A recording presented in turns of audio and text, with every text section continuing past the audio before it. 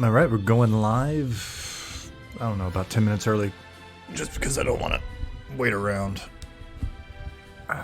Just want to get started. Wasn't sure if I was going to stream today at all, but it looks like I am.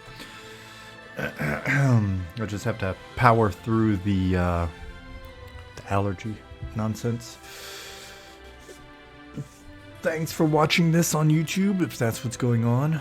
If you're hearing this, it probably is. Let's see. What else? Oh no, let's just get started, I guess.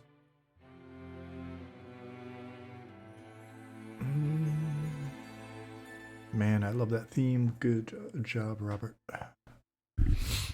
I gotta get everything uploaded this weekend. I've got like 5 or...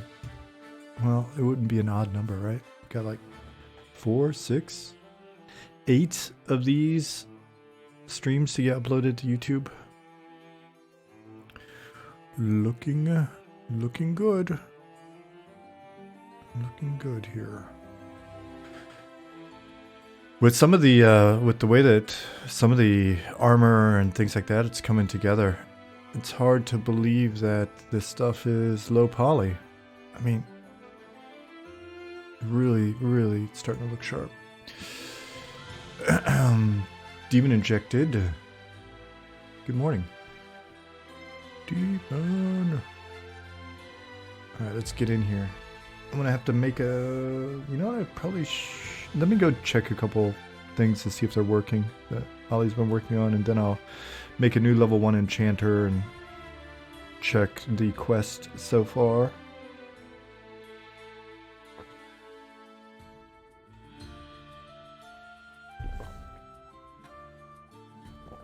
Hopefully everybody's having a good week.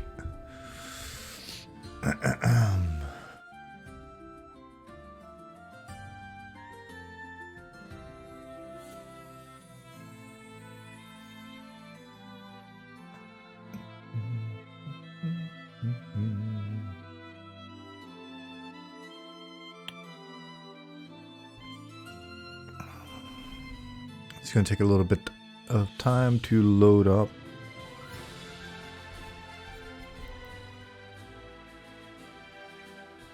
Got latest a little bit, and I have not been in since.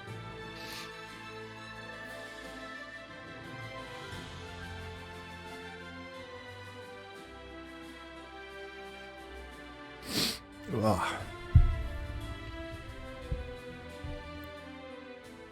I'm gonna try to be on top of the mic button so that I'm not sneezing in your ears. All right, this is looking promising. Let's see if they stop moving after a bit. Excuse me. I ate an entire can of sardines before coming in here because I realized I had not had lunch yet. And it's a brand that I haven't had before, but I bought a stack of cans because their like nutritional values on the cans are out of control. It's like some brand from Riga, Latvia.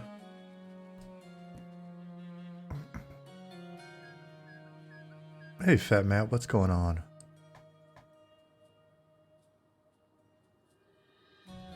All right, Patrolman's doing his thing.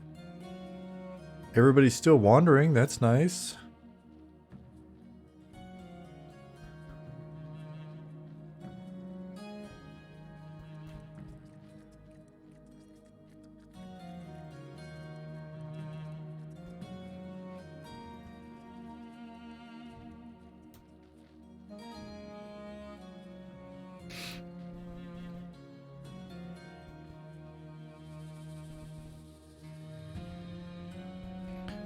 So while we're looking at this, we're looking at NPC behavior within the Wander volumes.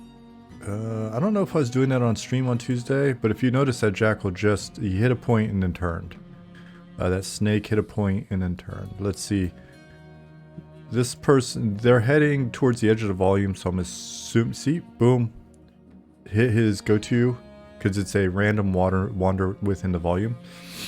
Sheer is running out of room, so he's probably going to turn any second now. Boom, turns. There's no pause there, right? So let's go into the scene view. Big Daddy scene view. What's up, Esan? How you doing, buddy?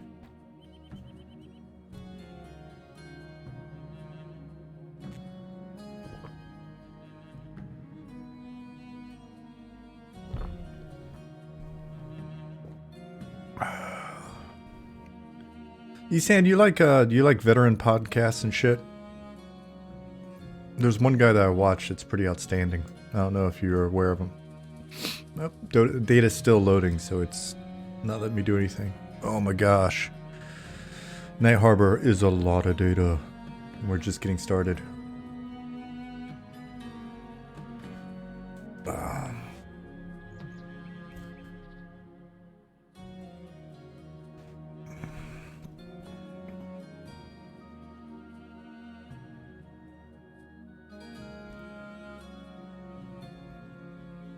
Alright, so if we look at this volume that these guys are moving around in, let's check their behavior.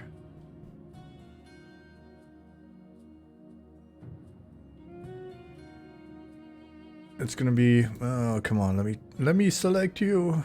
Why won't you let me select you? No? Is it just me? Okay. So there's a 1% chance that they're going to pause. That's not a very high likelihood.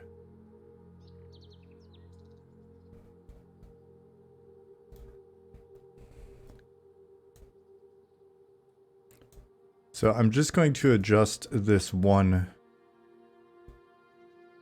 I'm just going to adjust this one volume here as an example.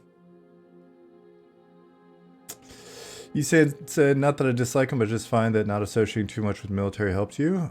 Took you almost 18 years to transition out of the Marines. All right, fair enough. Yeah. I like hearing certain people's stories. Good inspiration.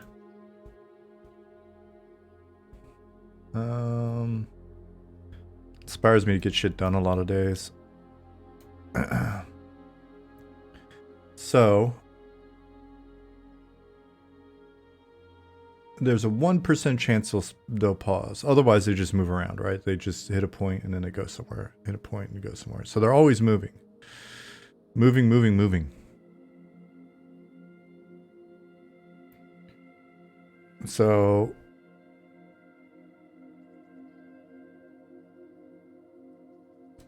let's say it's a 10% chance.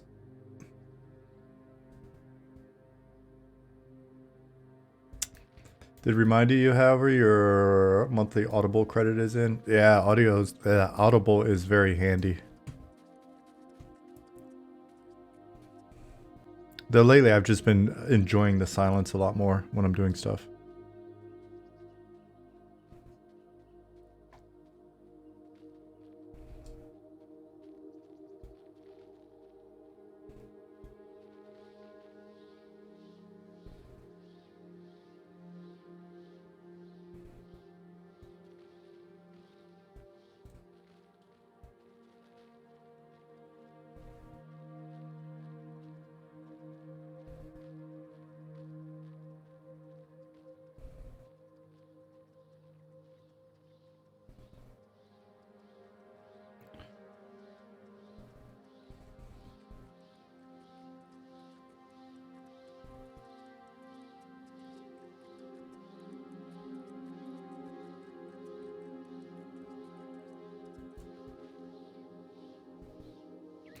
Yeah, you see, with the 10% chance, they continue to hit their go-to point and we'll just turn. Right now, this guy's boom, he hit it. That's nice. Now, there's been some discussion about pause duration. Is it milliseconds or seconds? If this was 15 seconds, then that would be that's a really fucking long. pause duration, right? Like that's, he's going to stand there. 15 seconds in this context is just, he's going to be reading a newspaper or something, right? So I would say that a duration to have it get that feel of, what's this guy doing up here? Is he freezing? Wonder if he would have stayed frozen if he hadn't gotten aggroed.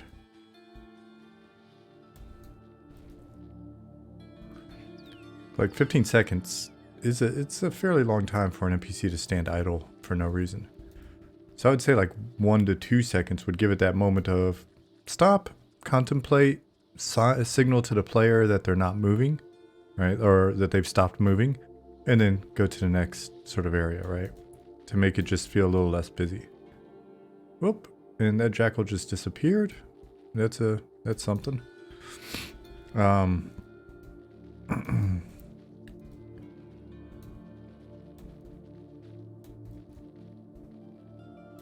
Yeah, so I'm not gonna spend a lot of time looking at this one.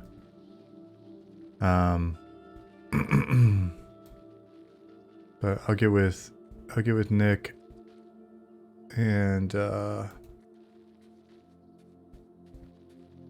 on voice. I think it'll be easier. Get with Nick on voice and talk philosophy approach on this.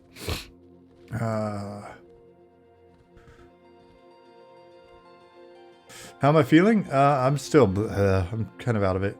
I don't have any antihistamines here.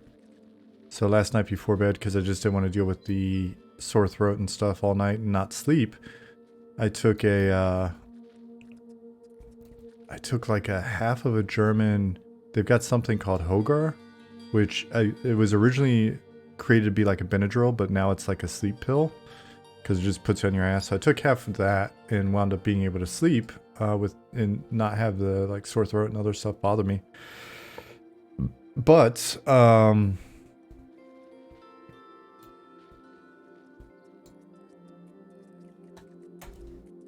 pause variance. We'll take that out for a second just to check this. Save. Did I save before? I don't know. I'll check the replay. But then I woke up and I was just so like out of it from the stupid sleep pill and all that stuff. So tonight I'll just power through with a sore throat. Screw it. Hey Mustang Spy, what's up, John? Hey Perjos, MMO Pug.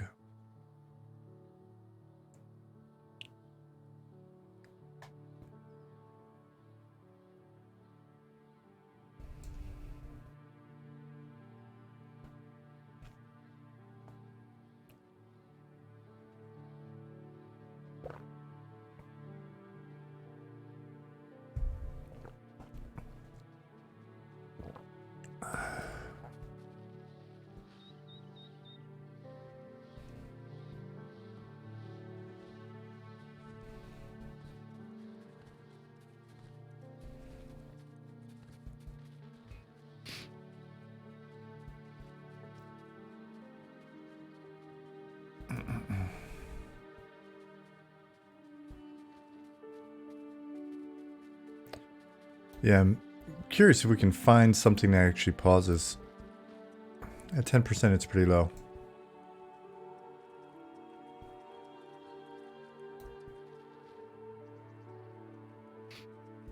The reason why I bumped it up to 80 to 90% chance in these volumes is because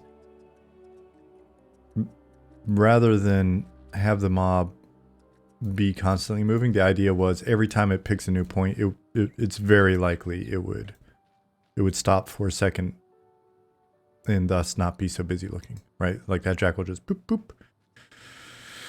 This is Shira. Boop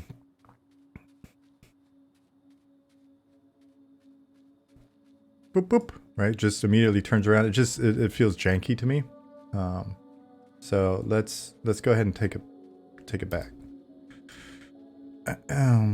We'll hit save. We'll reload. But it looks like the bug is fixed. The bug that we first came in here to look at was, are things continuing to move or are they freezing up? Which was the bug we were looking at the other day. Hey, Norden. All right. So in theory, every time one of these beasties gets to where it's going, it will pause. Now, we had some discussion over whether or not pause duration was in milliseconds or seconds.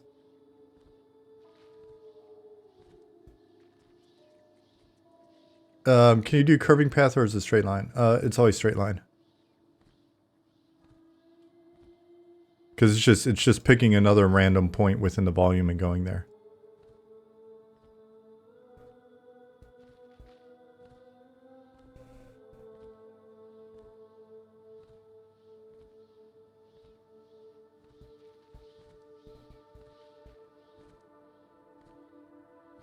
We got our patrol going, not freezing, so that's a good sign. If you remember, on Tuesday our patrols were getting to their go-tos and just not. Technically, seconds are milliseconds. Yes, technically seconds are milliseconds.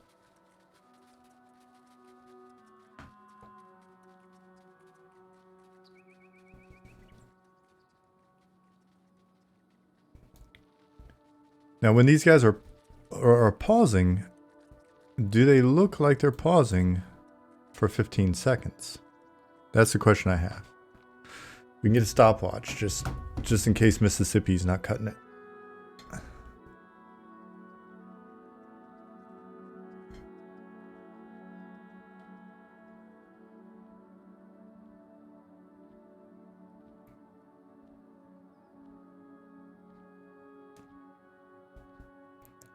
Let's find a pauser somewhere.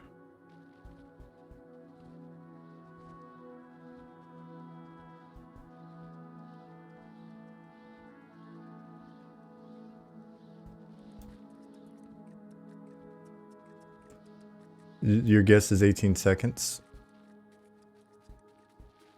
All right, this snake's bound to pause sometime soon. Well, we don't know if he'll pause. This snake's bound to hit his go-to.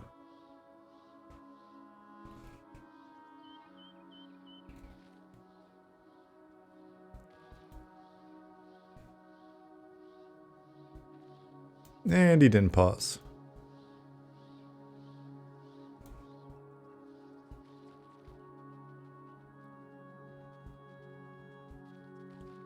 What about you, rat?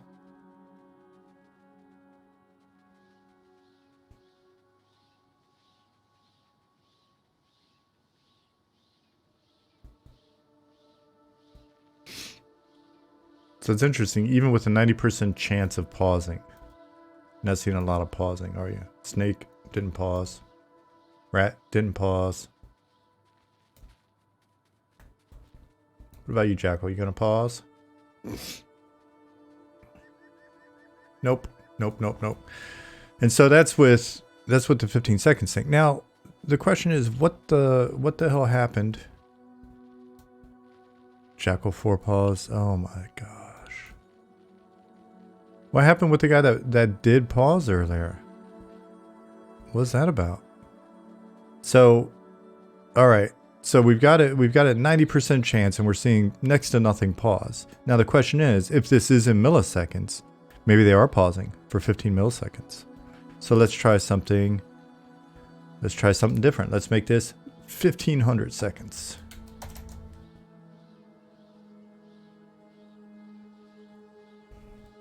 That should be noticeable.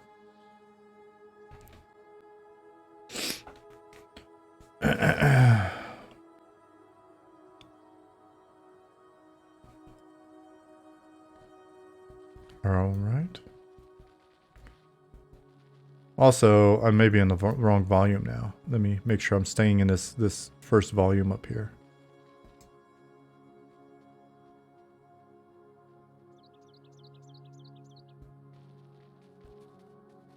Yeah, Jackal Pup, if he doesn't get murked by this patrol. Oh, he paused.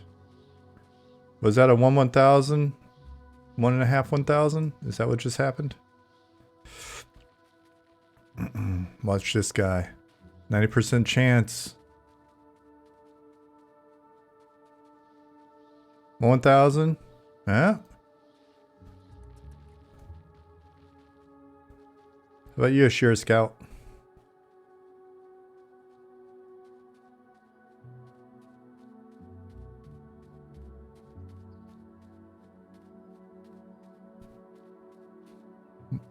Oh, oh, oh.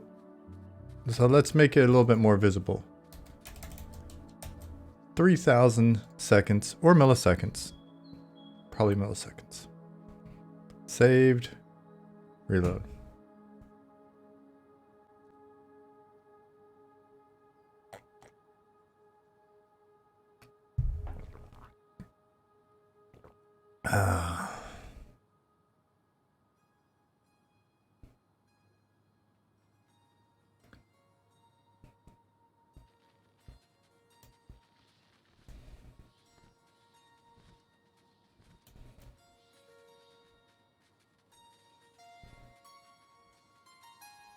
Beetle over there paused.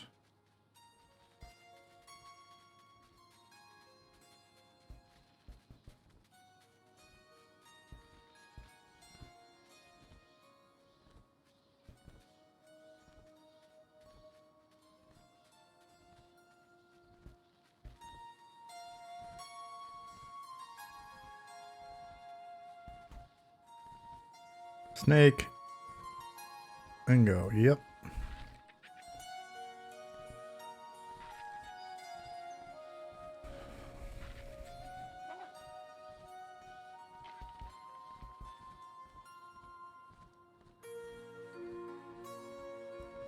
Bats.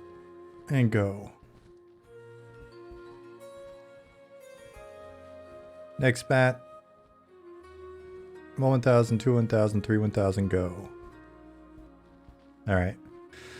And so that's the way I'm going to leave it for now. We can make it. Yeah, we'll leave it there. We'll leave it there for conversation's sake. But so far it looks like nothing's freezing up. This patrolman though. Oh, no, he's moving. He's moving. Hey, Chess Solo. Let's go find some more roamers.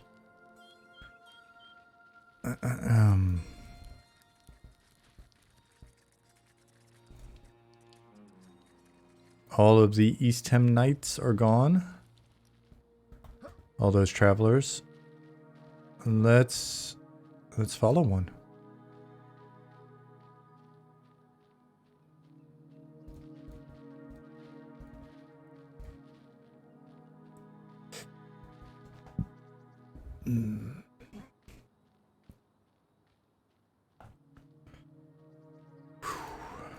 Weather's looking fantastic outside right now. What's it going to be tomorrow? Tomorrow is a bank holiday in Germany. Do you guys have tomorrow off in America? You Americans. Weather's supposed to be pretty damn alright all the way until Monday, which is excellent. I think we get Monday off as well. No? That's wild. Germany's pretty good. Europe in general is pretty good about bank holidays during the spring. Easter, so Monday you might get off. Yeah, so it's what, Good Friday tomorrow? Oh. How dare you attack me? You don't attack me, fool! Fool! That's right. Some bitch. Wait a second. Oh wait, it's a 50% chance, sorry. I was like, he's supposed to drop something. No, I think it's like a 50% chance they drop something. Because I did a little crossover on the newbie quests. Essentially, for Inquisitors, you're following these guys around and doing some stuff. But then I think it may have been Spellblades that you then, if you follow the Inquisitors around, and help them out when they get, if they get ambushed by cultists, then you can get a quest item. All right, everybody looks like they're moving really nicely. That's sweet. Okay, good. Good. Yeah, yeah, yeah. Cool. Pathers are pathing. We are good to go. So let me let me bust out.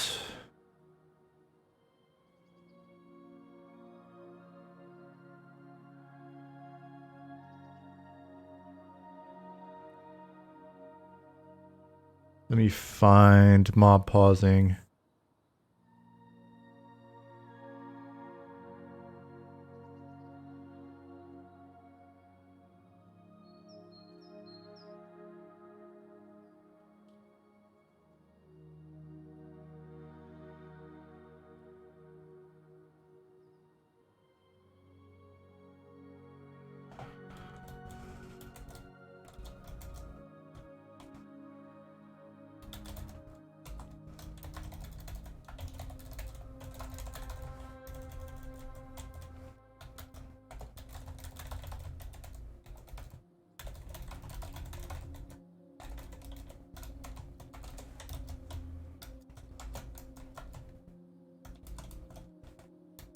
So I'm typing. What I'm doing is I'm typing on the other screen. I would show you in the name of transparency. I would love to show you like me writing up issues and commenting and stuff like that. But I don't have a good way of showing you some of what we use, like Slack and Confluence and GitHub and stuff. I don't have a good way of showing you that without showing you information that may make it easier for you to, not you specifically, you know, you would probably never try to track down our project in these tools and and screw with us, but other people might, so it doesn't seem like a smart move. So I just do it over here on the other screen. Some parts of the sausage making process have to be kept secret. Yield Squad, that's true. We can't show you all the sausage making. It's gross. Took a look at this again just now as part of checking to see if Night Harbor is still broken. I was able to get predictable results.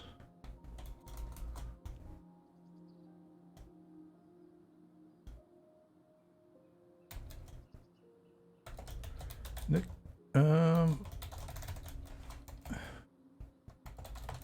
though results, period, though there is some misunderstanding still as to whether pause duration is using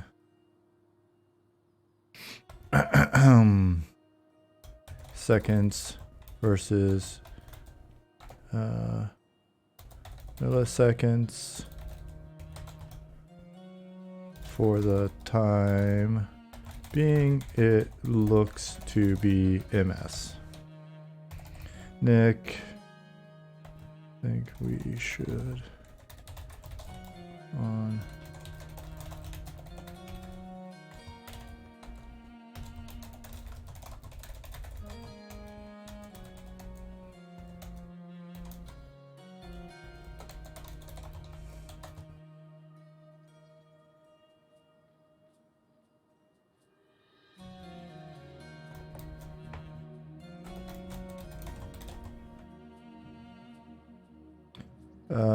after my Slack.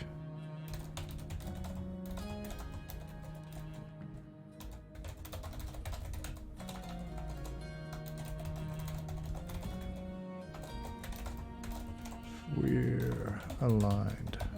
Cool. But there is the... So there is this other bug that Ollie was dealing with. So let me find that in here as well.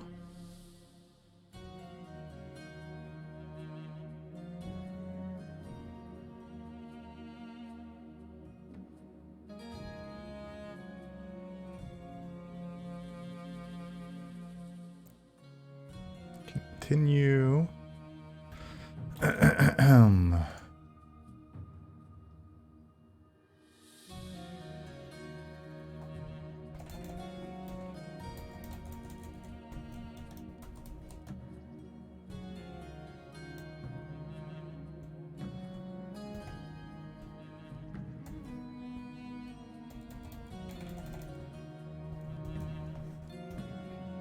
It appears that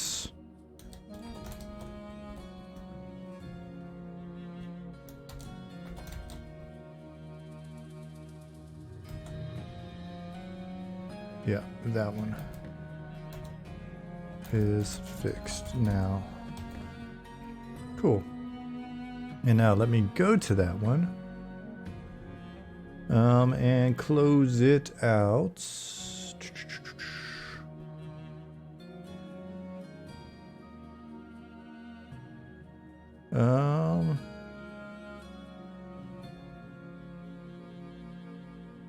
Close issue as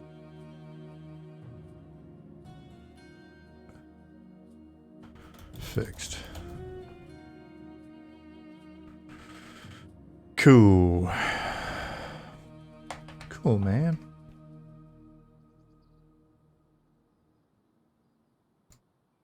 The old, exciting old sausage making process in action behind you here. Behind the scenes. Behind you? Right behind you. All right, so let's go back up, and so that was a big one. That was a worry. I'm curious what Ollie did to fix that. I'm very curious.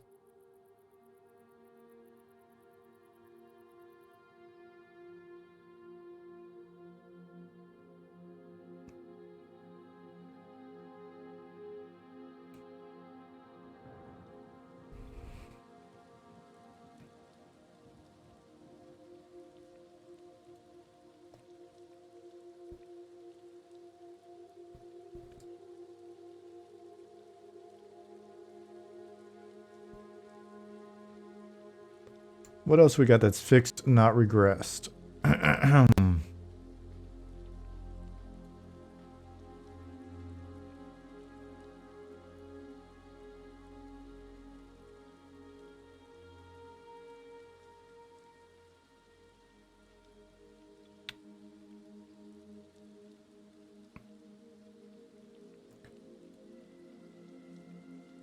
Let's see.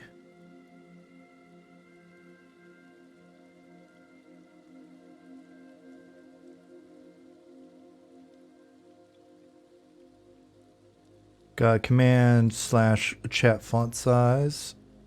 Not doing anything. Let's see. Chat font. Okay, font size 8. What? That's not 8. If that's 8, then what's 16?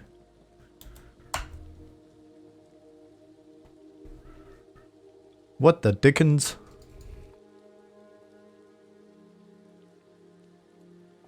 Well, it should make it easier for you guys to see what's going on my screen. Oh shit! Because I didn't read instructions. It's a 1 to 5 thing. So 1 should be 8. Okay. 2. Let me do it without the number and see if it tells me this. Yeah, it does. Oh, it told me that over there when I had my shit not maximized, so I didn't see it. 3, 4, 5, 6, 7. Goes 8. 9. 10.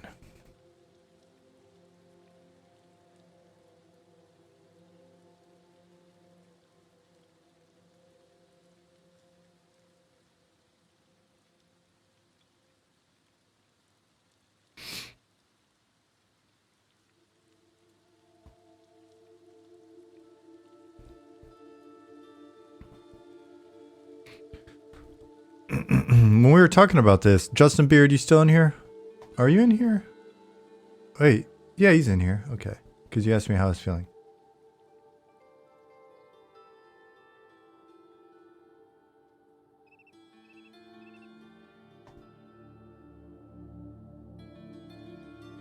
Anyways, Justin, I was curious how big you end up going, because you mentioned like you showed an image of EQ2 and your font size was pretty big. Given your vision. So I was curious about that when we were talking about this.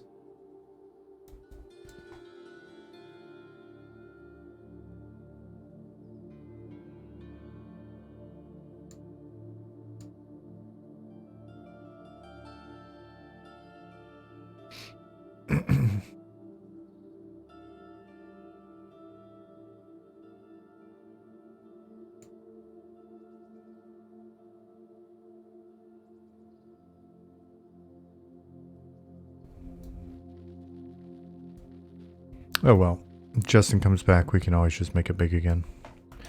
So let's go to... Nope.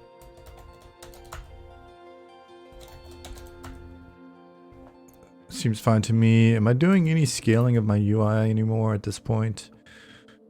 Options, UI scales 1.0. Alright, that's good. Unrelated vision story. Friend in high school failed his driver's test for waiting too long at a stop sign. He pulled up behind parked cars. Forgot his very thick glasses that day. Oh man, I failed my driver's test 5 times, I think.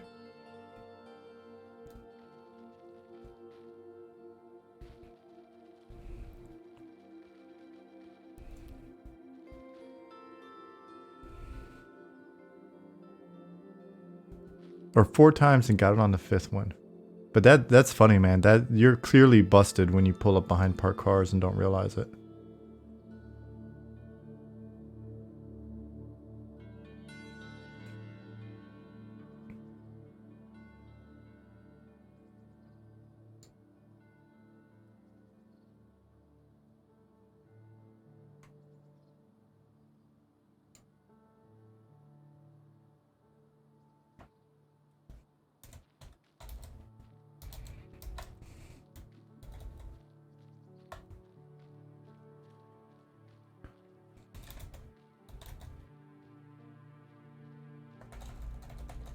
One through 10, all work to increase chat font size for me.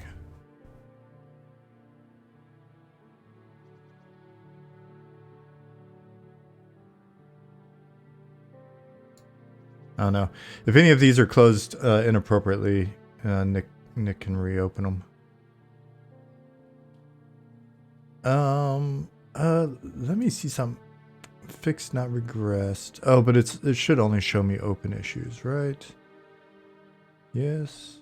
Fixed, not regressed. I don't want to see closed. Is open. Yeah. Okay, cool.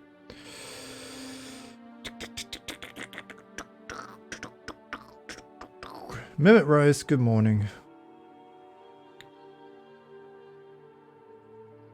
So, John, I failed my driver's test 1 time for getting too comfortable while driving once we hit the highway and putting my arm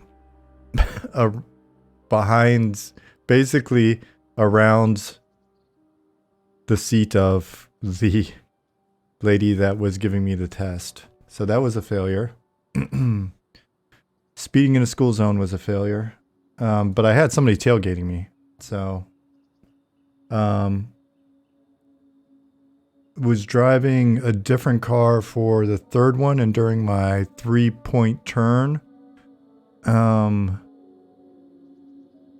didn't put it into reverse properly and went up on the curb. Failed for making an illegal move on the test giver. Yeah, I was quite the smartass as a young man. Let's see. Mud actions pry and throw do not use items correctly. So let me go try to throw. And pry. I know where to do both. I remember why I wrote this bug.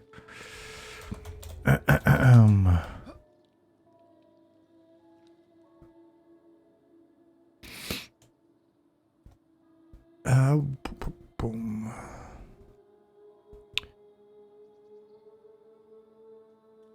I think the fourth time was.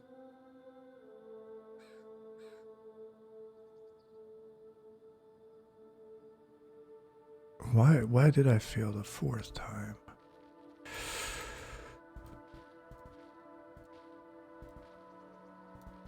I think it was something like I didn't merge into traffic confidently enough. But by then I was shell-shocked. I had to get my parents to take me to do my driver's test before school like 3 previous times. Alright, so I got a grappling hook in my possession. /throw. It says thing to throw at. Alright. Throw, and I'm gonna pick up this mining pick. Throw. Edge. Nope, it's still not checking properly. Now what it's probably doing is, let's destroy this. So it's not in my inventory at all. Let's double check and make sure that I need a GM command that just deletes all my items for testing. Destroy. Clean house, man. Actually, why am I doing that? What is this? Hair drills eye. Grappling pick confirmed. Yeah, what I don't realize is that if you tie the rope to the mining pick, then it's essentially a grappling hook. That is the level of advanced behavior that we have up in this game. What is this? Patch cloth rope? I'm gonna put that on in a minute, see what it looks like.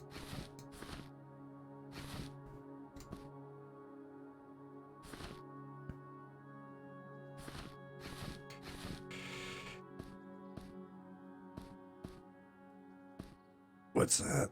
Weak beer. I still have Fisherman's Friends. Why am I not consuming those?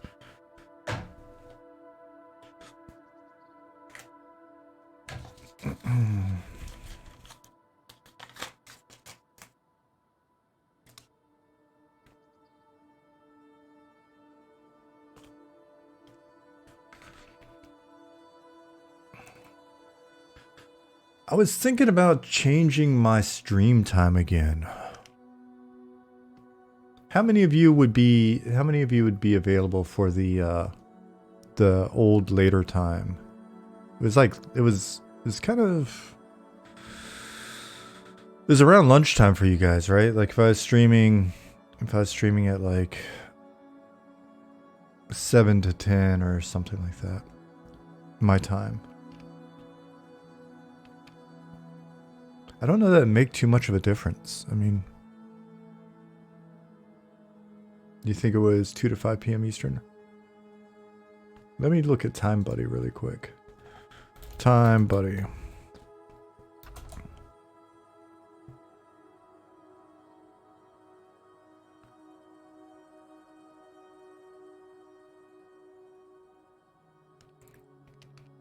I just think it'll wind up giving me a little bit more overlap time with the team as well, because they'll be up and around. They're a bunch of night owls.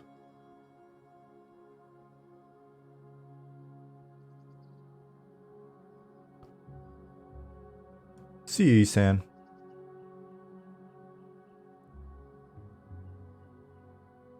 Anything 9 a.m. PST or later is going to get me watching whenever possible. So let me take a look at this. Now I'll discuss it with my wife tonight. Because what's ended up happening is,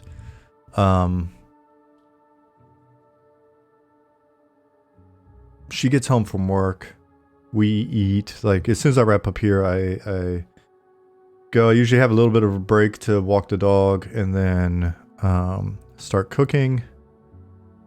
And then she gets home, we eat, and then I'm just kind of hopping back on my PC anyways, because the team's up at that point. And so if I'm going to be on my PC anyways, then what I may find is during the day when everybody's asleep, it's actually kind of it's a good opportunity to just be really heads down and write or implement or whatever and be focused. So it may wind up being better. It's only 2 days a week, Tuesday, Thursday. So I still have evenings, on Friday, especially if we want to go out or do something. We never go out. By go out, I mean probably go to the garden, that type of thing. So let me look again.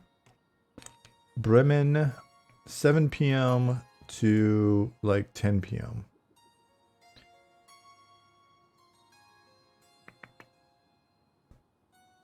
Okay.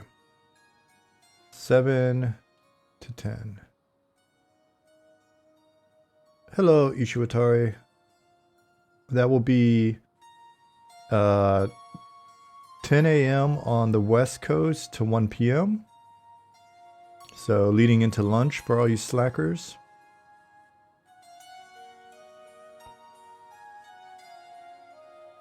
Um, 12 p.m. to 3 p.m. for Chicago time zone. What is that? Is that Central?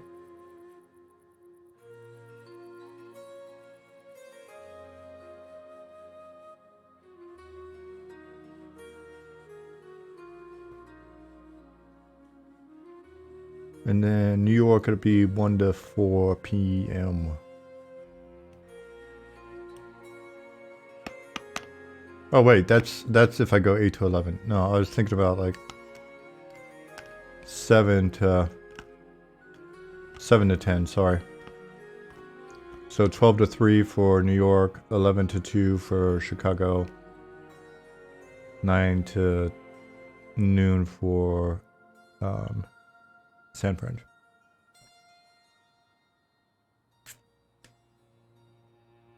I don't know. You guys think about it a little bit.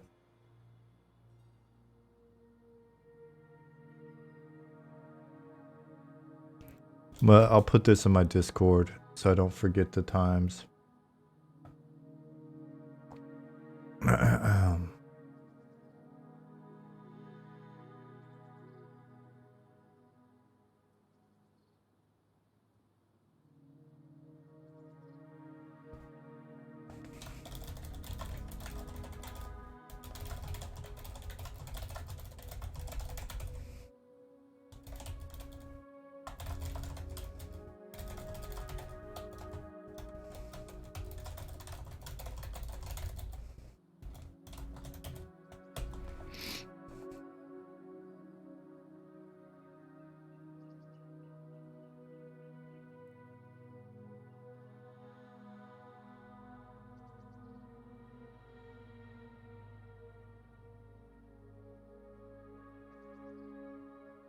Hey, Tikan.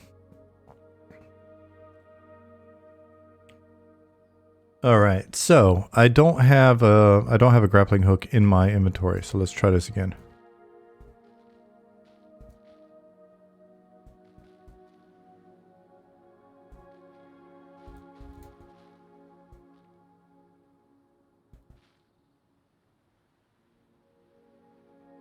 Try throwing the robe. If it works, it's a gi. John, I don't understand your joke.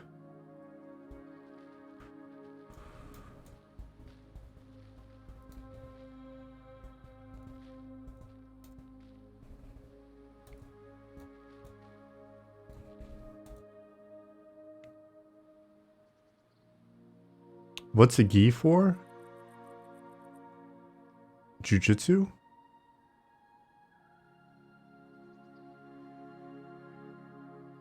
Hey, bullet catcher.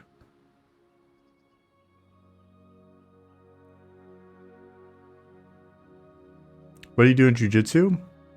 Choke people? Partner assisted yoga? Grappling. Oh. Oh, I get it now.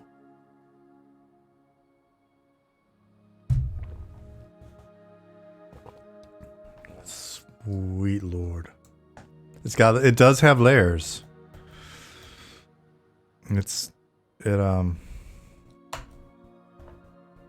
Alright, so now I'm gonna hold the mining pick. Yeah, and then I'm gonna... I mean, it could be... Is it an issue in data? Let me look up the data. Let's look. Zone mud action.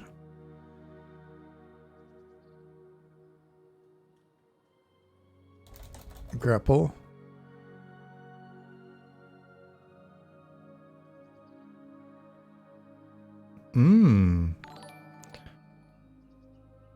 Aha. It may be fixed. Alright, this is probably on me. I think I took out the item requirements because it wasn't working before. So let's put the item requirement back in here. And then we can stop calling Gary a liar. Or Ollie. No, Gary. T-Con, thank you for 5 months.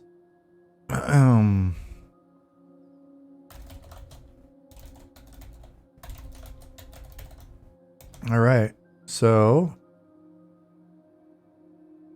And let me triple check that that's actually what that item is called in data. The human readable IDs are a little bit more convenient at times than other systems where you've just used an ID. It's like item 113405. Yeah.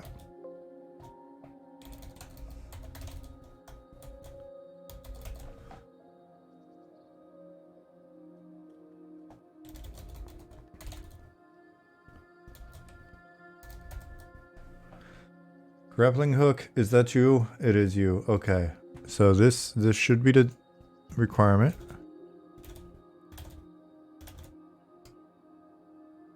Cool. Let's reload our data.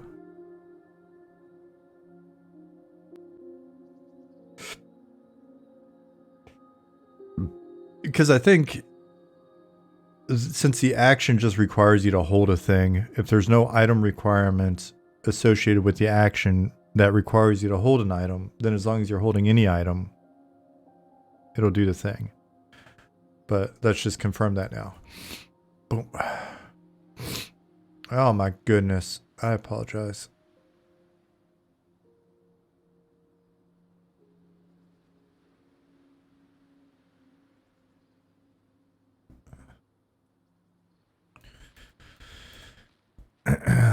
Sorry, Miss Jackson. I am for real. I apologize. I got a runny nose. Throw edge, nothing. Mining pick. Throw edge. That didn't seem to work. Oh, progress. SI grappling hook. Throw edge. Boom. Okay. That's nice.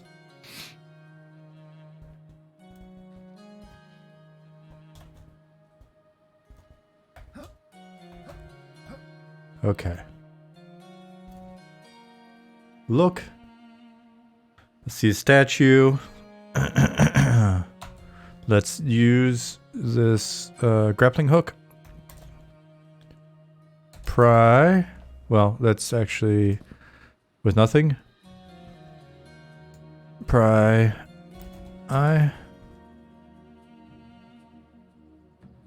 Asks me to use something to pry with.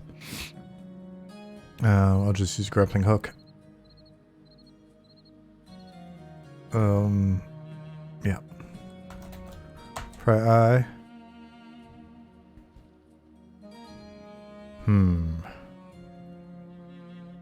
So that shouldn't have worked that way.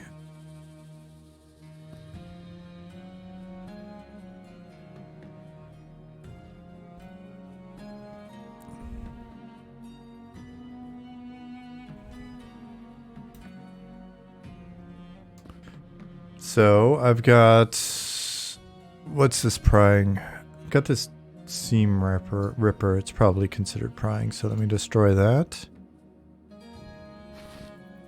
Got no other prying items in my inventory. So I'm going to hold this torch, burnt out torch, and I'm going to try to pry again.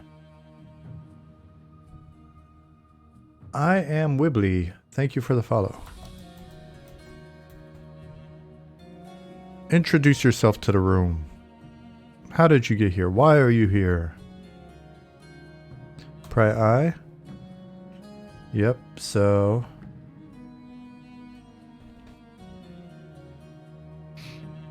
Still worked. So the item requirement is, oh, son of a... It's the same problem we just had. I just did this. I'm so not good at making games. There is no actual damn item requirement on here. I fixed one, I didn't fix the other. Alright, if you're shy Wibbly, you don't have to say anything. Item T prying. That should be it. I think that's the appropriate syntax. But I'll check documentation. I just did this and immediately forgot.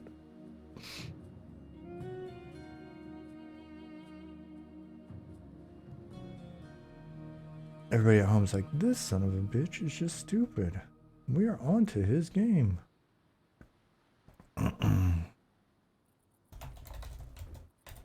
Well.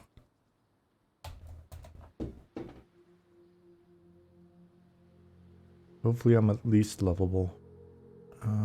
Prompts. Item. Yeah, tags.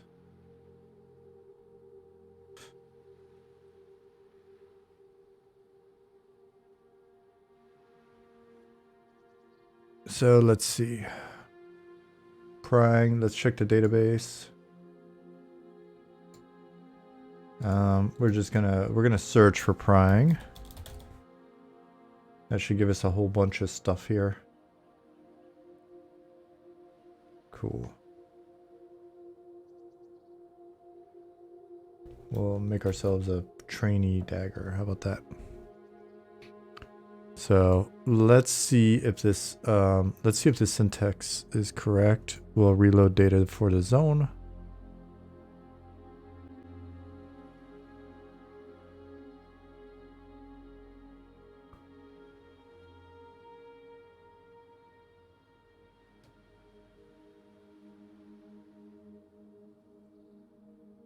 All right. So now, oops. Oh no, I fell in.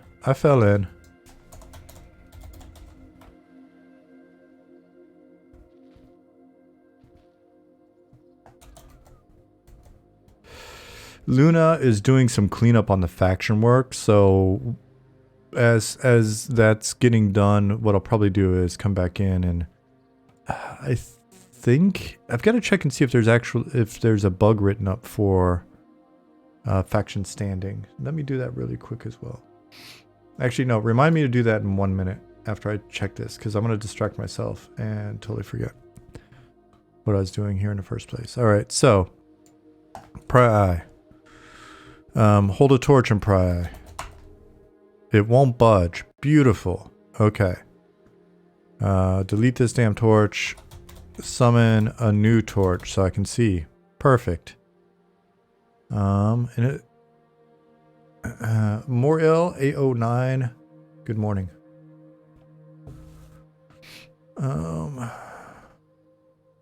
Can't wait for test. We are excited as well.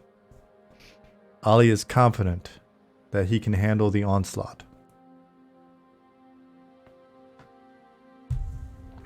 You realize it's primarily a stress test though, right? If the game's not perfect, if the game's not complete, if the game is still in development, you're okay with that, right? Understood? Okay. I'm counting on you. If you come back in here afterwards and you're like, you know what, it needs some work still, then we're going to hold you to it. Today your goal is to figure out how to subscribe on Twitch. Booty. Yeah, there's a button. Don't feel obligated, but there's a button. I'm assuming you're talking about me, of course. Morio, thank you for the follow.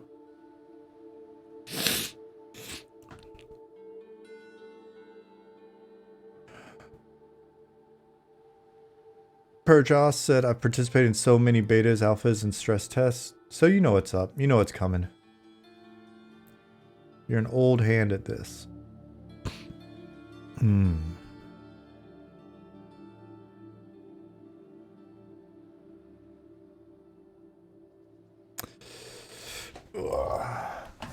My posture's so bad while I'm streaming.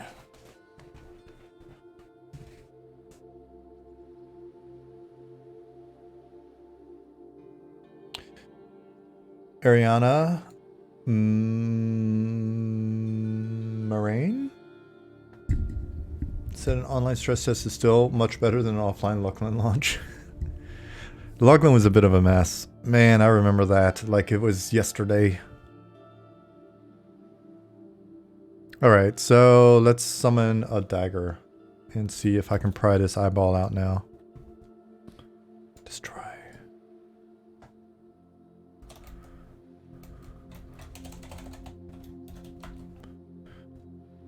Alright, I'm gonna hold the dagger.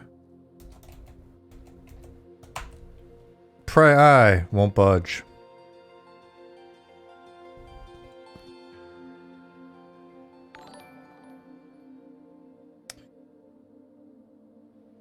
Booty clap. Well, thank you for subscribing for 6 months. That is very kind of you.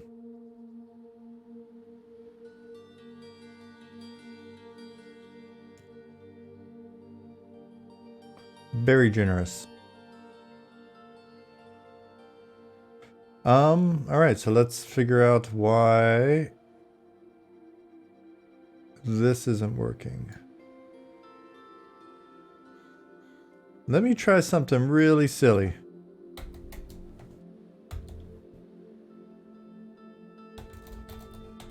And I'll tell you what I just did. We're going to use the exact same weapon, not change the mud action. But if you look in tags here, it was weapon and then prying. So I'm going to put prying first and then see if that fixes the problem. Because it may be how tags are being read. I've run into this in a couple of things in the past. Some things on the internet make you feel old and confused, which is one of those things. Discord is one of those things for me.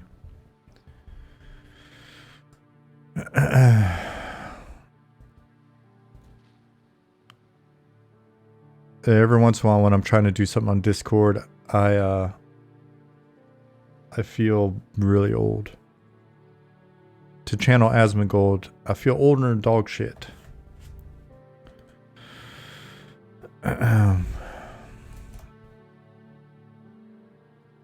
Alright, let's try this again. Whoop, whoop.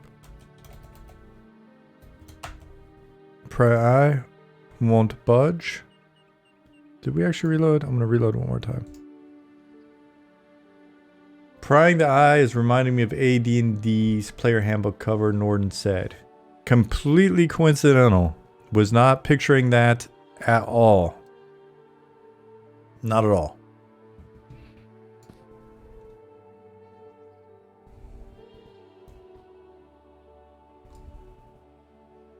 Unlike some AI out there, all of my ideas are a completely original thing that I made up completely. All right, so that's not working. And we'll remove the other tag. We'll reload one more time, and then we'll just figure out if it's the stupid tag that I did.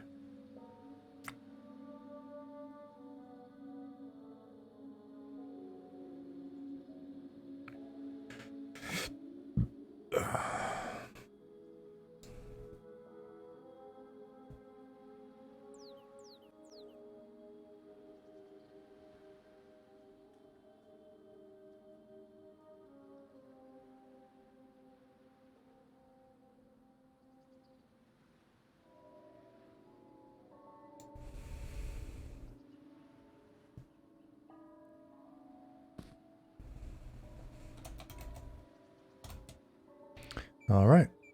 So now let's look. We'll put the tag back on so that nothing is changed in the database.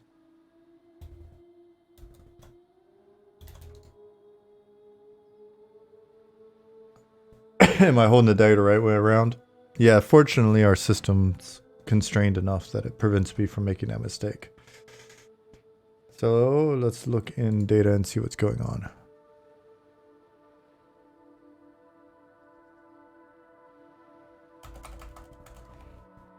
I don't think this should be it, but the documentation that I put together doesn't really clarify, so let's see.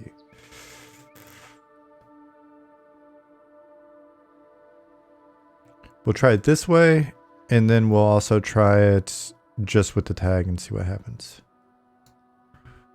Because the way it's written, it should just be... Oh, you know what? Let's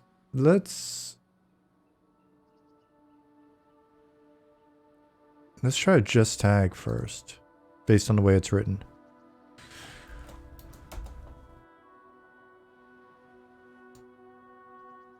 Though that seems kind of kooky. Reload.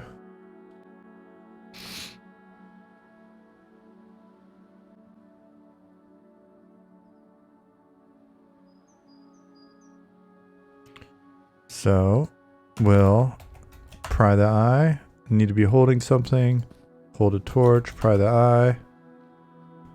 That then worked. Destroy the knife. Hold a torch. Pry the eye.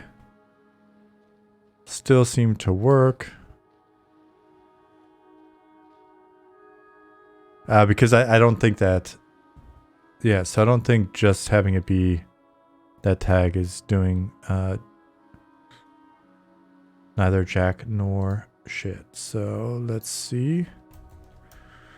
Here.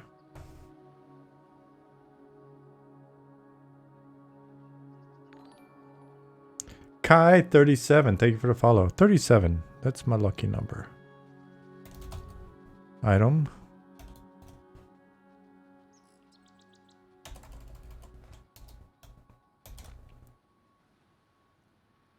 And what I can do is if this doesn't work, then I'll just, I'll fire back a comment on this bug to say the one command throw is working, but we need, there are questions around syntax of within prompts.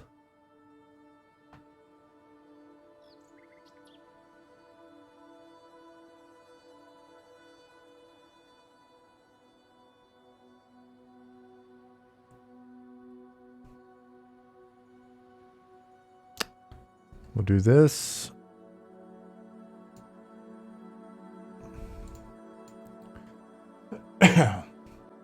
Reload the data.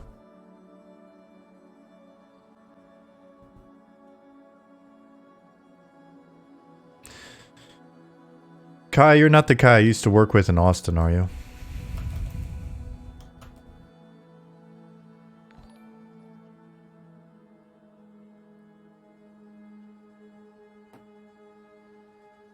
Altwido, thank you for the follow.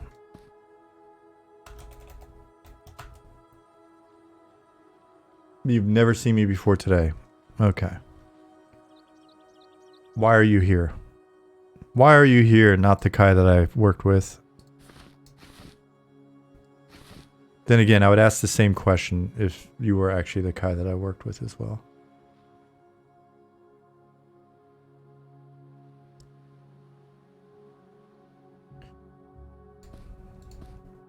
Alright, so that wasn't it. I think the best use of time now is basically going to be to fire some comments back in this bug.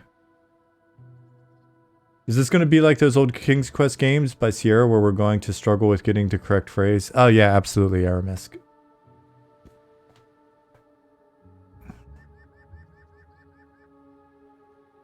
We'll try to make it as obvious as possible, but for some folks, there's just no helping them. Cool. So what we're going to do for this one is just respond back to the bug with a request for assistance or clarification. King's Quest V was your favorite game growing up? Was that the...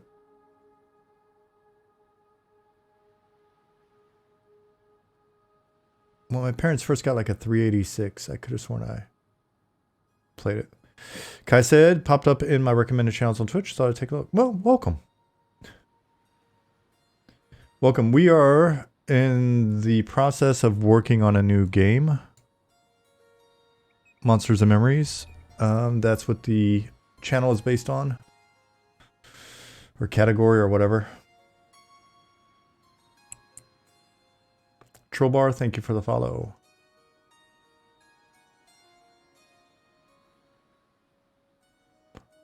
I really want to go back and play through a lot of those old games. Need more time in the day. Alright, so let me comment here.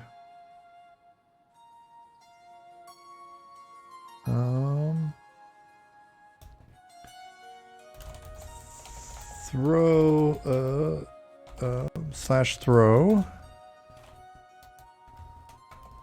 works as intended. Heroes Quest? Heroes Quest, I mean, they're still making that, aren't they? Like newer versions of Heroes Quest, I thought. The board game, or... Let's see, throw works as intended now. Running...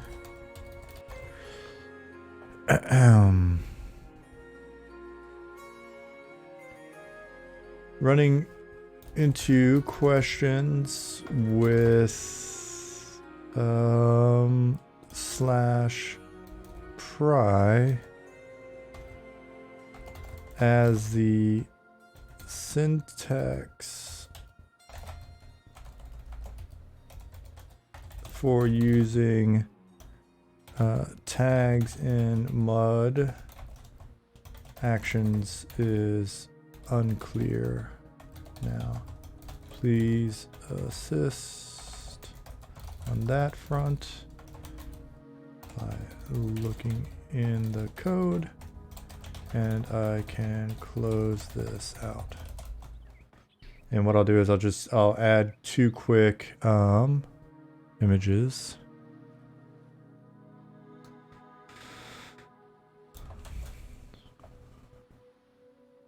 Actually, let me take this back to what it should be. We'll add this. And this is going to be similar to EQ. Yeah, we draw a lot from EQ, UO, Deoc, like the early era. The 99, early 2000s era of MMOs. Yeah, accept those modifications. So the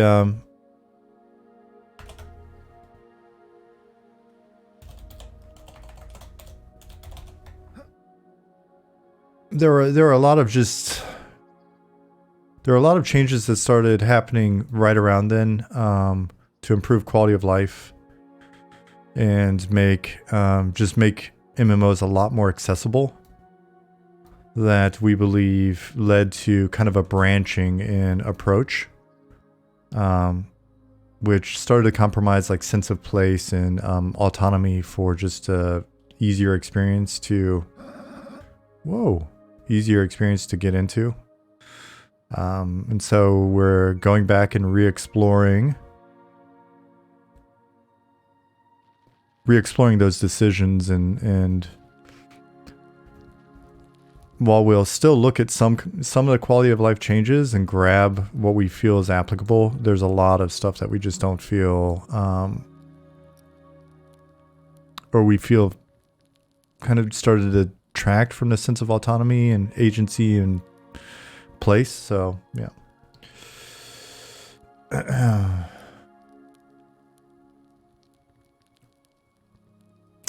Seek and destroy. There's a thread on that, I think, in general in our Discord. So if you go in our Discord, track it down from yesterday, there was some discussion on that. Nick had some good responses. So let's see. So I've got that image added.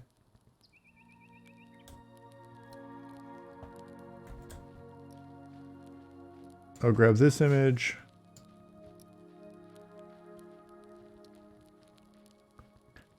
Kai37, thanks for that. We've got like 300 videos that are just these various streams that we put up there. There's a handful of us that stream, so if you go to YouTube, you can skip around and see some of the stuff. You can see gameplay, classes in action, groups playing together, etc. If you hit our Discord up, look for the channel that's like playtest info. We've got a stress test. We're just seeing how our network stack and servers hold up.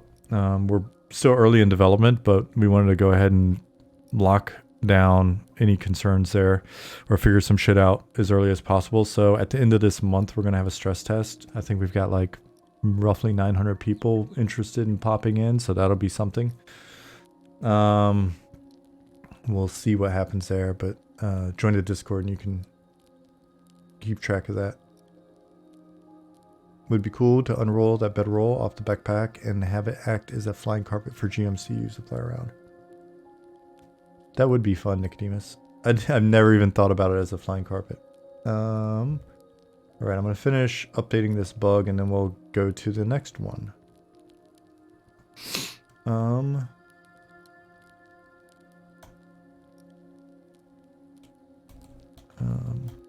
Actions like pry will be pretty dependent on tags, so we need to get that clarified.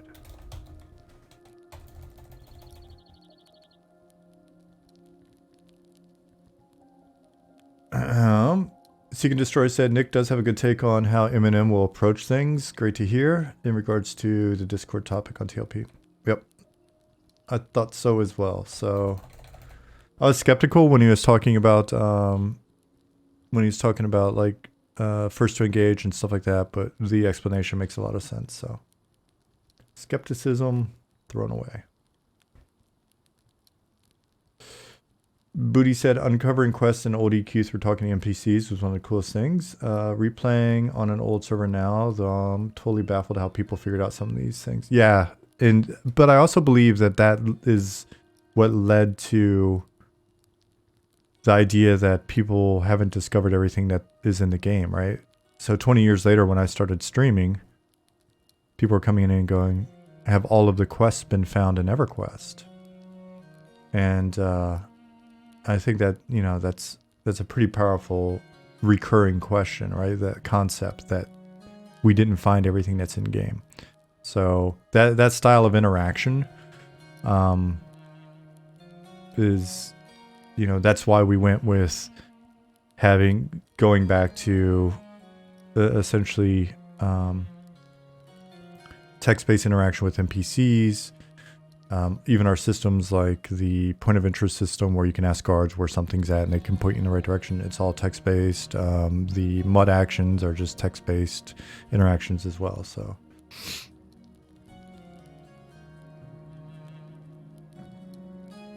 yeah, if you guys haven't seen the update, if you go to our website and go to updates, our most recent update has a great infographic from just stats related to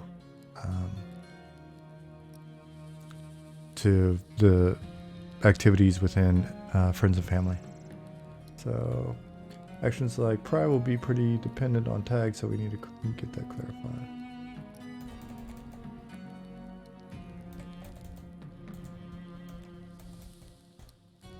We'll go Gary. Nope.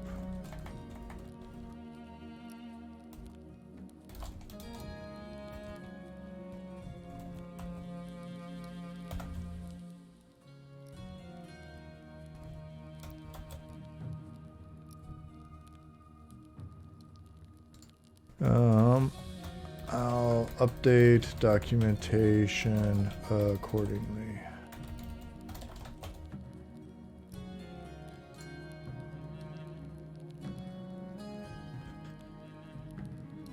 Coach Reno said, "I'm freaking out. I got a week off and got to see 2 streams." Hey, I was saying earlier in the stream that I might switch back to my evening schedule soon.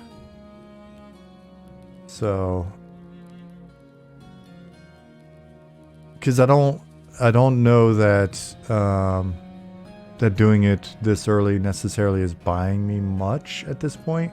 And if anything, it's buying me, you know, it's costing me 3 hours of quiet time where I could just be working. And then I'm coming back and not streaming, but coming back and working in the evenings anyway. So. Got a 30-day-old baby. Schedule's jacked. Missed those live ones. Well, congrats on the baby. That's awesome. When am I going to fart around on EQ? Zoidberg, when there's a new P99 green. Maybe when the TLP comes out, but I like the first week of any TLP. I love seeing newbies running around. BDC Retro asked, if you found out that maybe years after release that a quest is not found, would you consider revisiting it due to how obscure it apparently is, or leave it be? Depends on if it was meant to be obscure or not.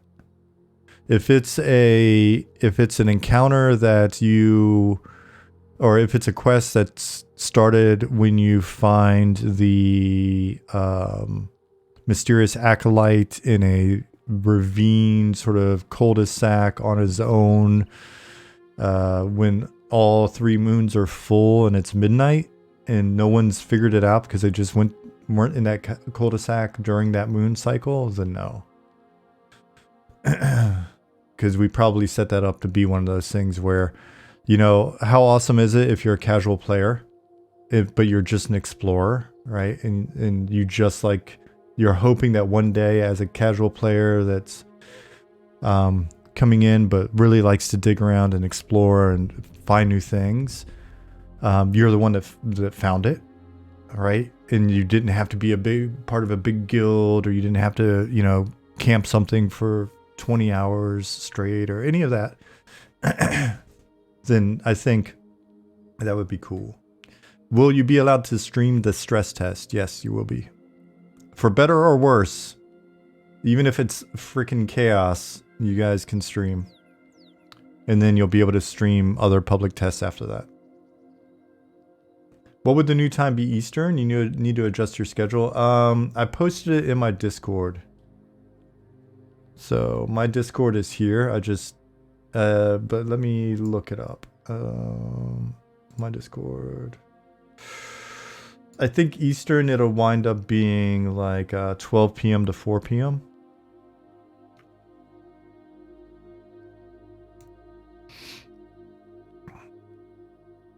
if I wind up going that route. I'm gonna ask my wife about it, see what she thinks.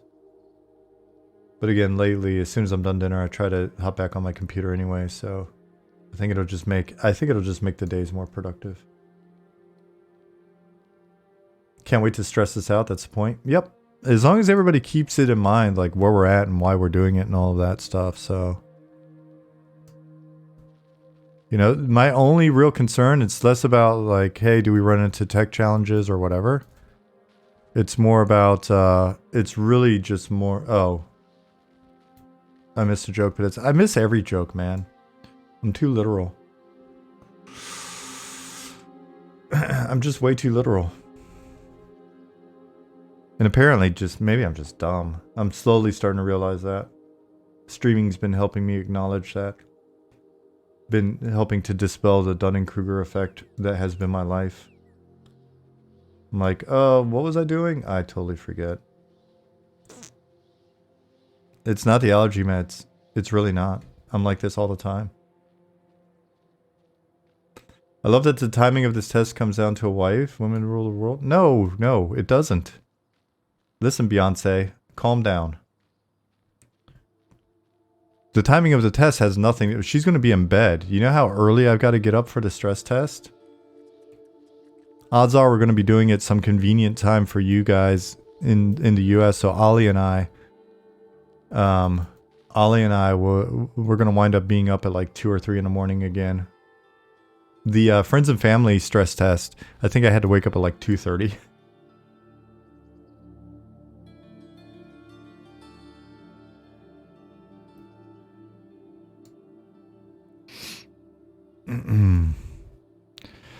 Official announcement, server will be shutting down in 60 seconds. 30 seconds. Oh man, here it comes.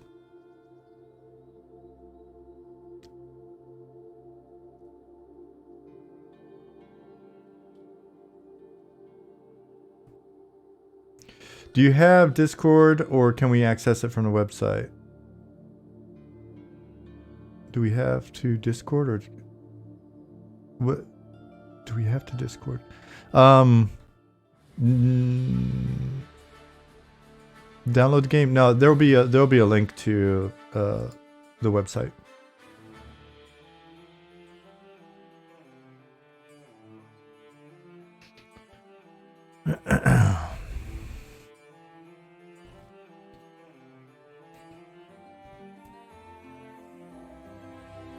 Read it and 3 times still got it wrong. Do we have to have Discord or can we access it from the website? See, I told you. Dunning-Kruger effect. Isn't that the name of it?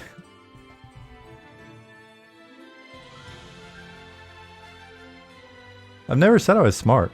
I'm not a smart individual. I'm just an individual that's willing to be like, hey, you guys want to do a thing? All right, let's get together and do it. All right. Hey, can we keep doing this, please? So that's been me my entire life.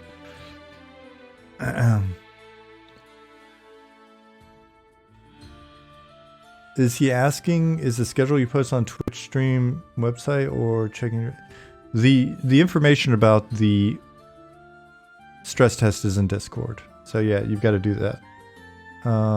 There's a little bit of information in the update. Are there any system design choices in M&M that you intentionally made that might differ from old EQ or even modern WoW style MMOs? Yeah, there are a number of them that we're poking at as we go.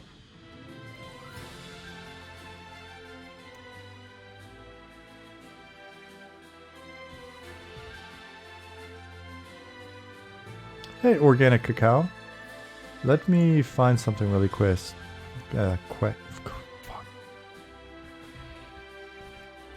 The server's down at the moment, so we're currently in this state. Here, let me bring up the website.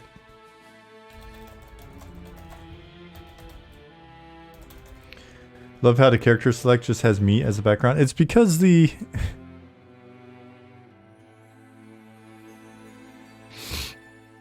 I got allergies, man. I got allergies.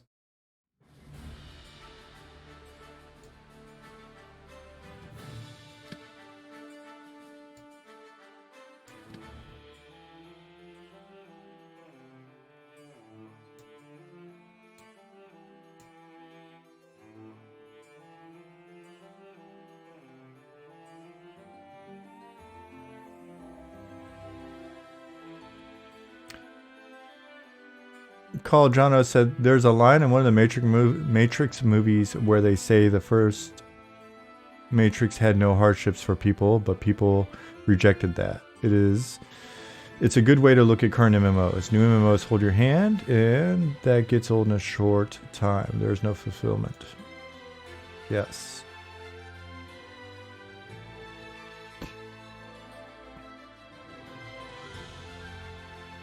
Someone suggested that you click on the handle and it turns the meat on the spit as an Easter egg. That would be funny. We'll probably wind up having a newer scene eventually. Can I enter the world again?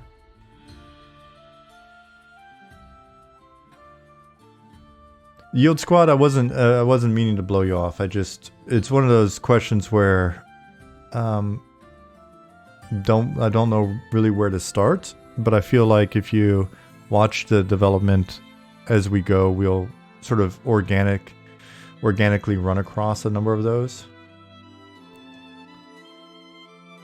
examples. Monsters and Memories updates.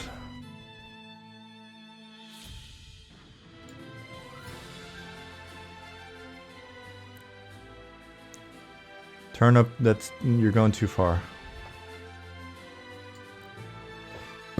Excuse me. So if you go to our website, go to updates, update number 30, the most recent.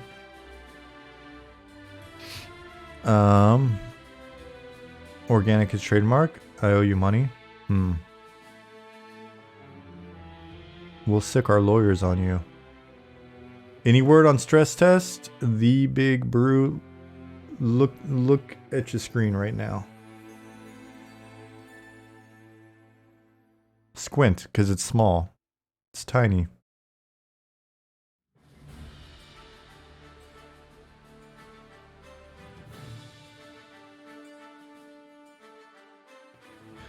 There's seriously unusually high hatred for gnomes in this chat. Brown Butcher, it's not even true. They don't really hate gnomes.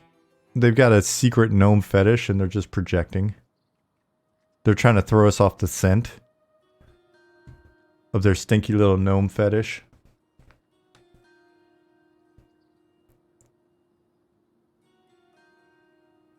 So yeah, there's a fun infographic here. If you go to the update here, I'll link it in. I'll link it in chat. So be sure to go to Discord. This is our Discord.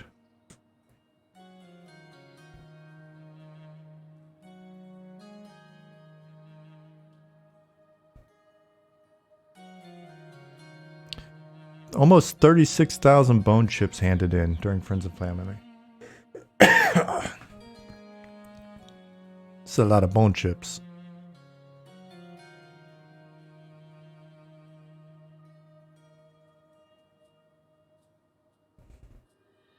These updates, if you haven't checked out the updates, in all seriousness, we do a pretty poor, and by we I mean I, because usually I'm responsible for updating it. In the past, I think Nick's hopped in the past at least once, and you know what I mean, like we don't do a very good job of updating the overall website. We should probably do that soon. But the updates are just chock full of. Each update's got screenshots that you've probably never seen before, tons of information.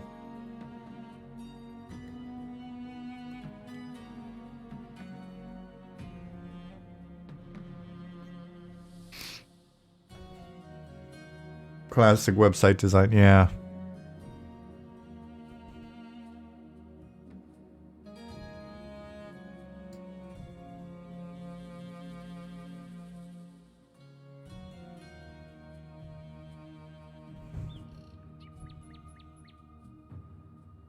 So there's tons and tons of good stuff. I'm sure lots of web designers follow the channel. May get one of them to volunteer. It's just, again, we try very hard to keep our team as small as possible, and it just wouldn't be fair to somebody to bring them on board for that. I don't think at this time. Just need to put aside time and do some updating. So anyway, Lots of good stuff in here. Go check out the updates.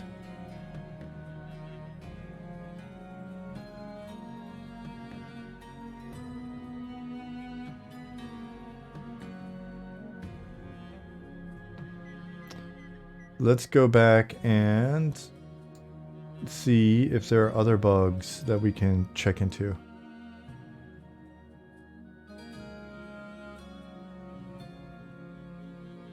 Love the Kraken image? Yeah, it's fantastic. It's my background at the moment.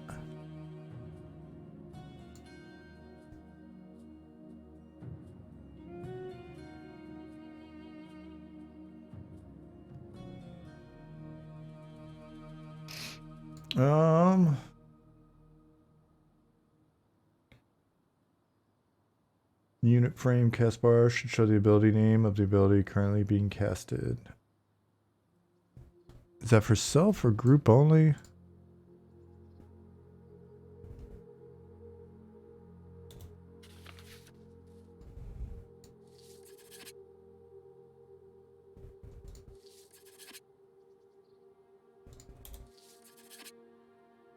Did you ever figure out the issue with the mobs randomly stopping and moving periodically? Yeah, organic cacao. So that was the first bug that I came to look at this morning.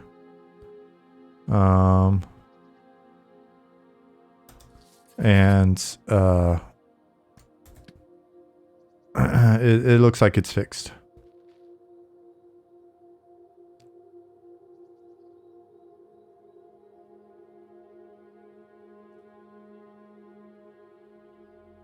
Hopefully that is not to scale in game. We're going to need a bigger boat. Oh, for the Kraken? You never know.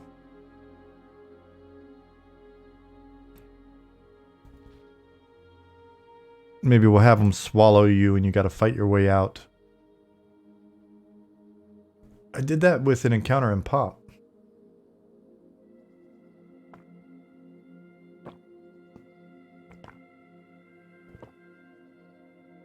It's super silly, but the environment lead and I were friends and would joke about shit like that, and then he would just make it.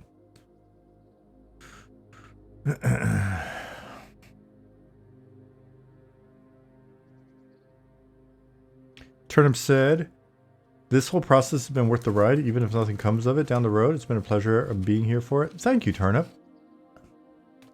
I really hope it actually turns out to be something, but they're doing moving hitboxes and meshes that big nowadays. Crazy. Parentasocial. Yeah.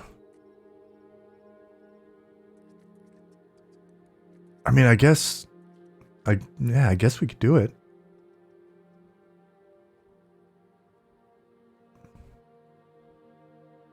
Yeah, I guess we'll see.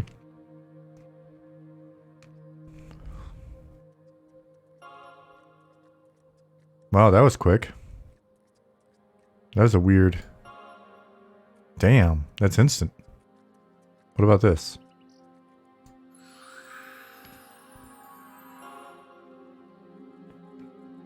Yeah, I guess...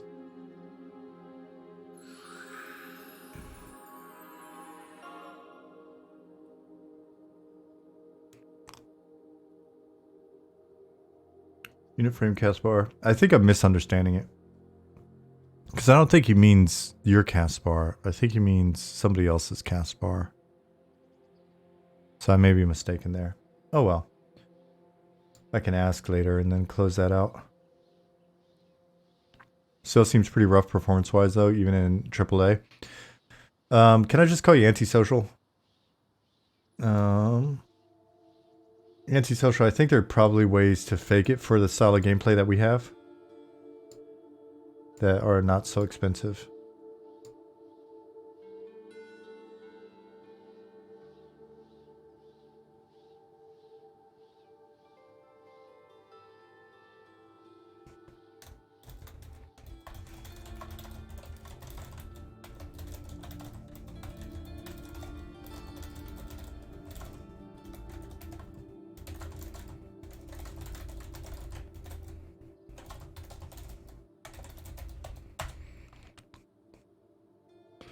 What do I think about the new TLP rule set? Seemed underwhelming.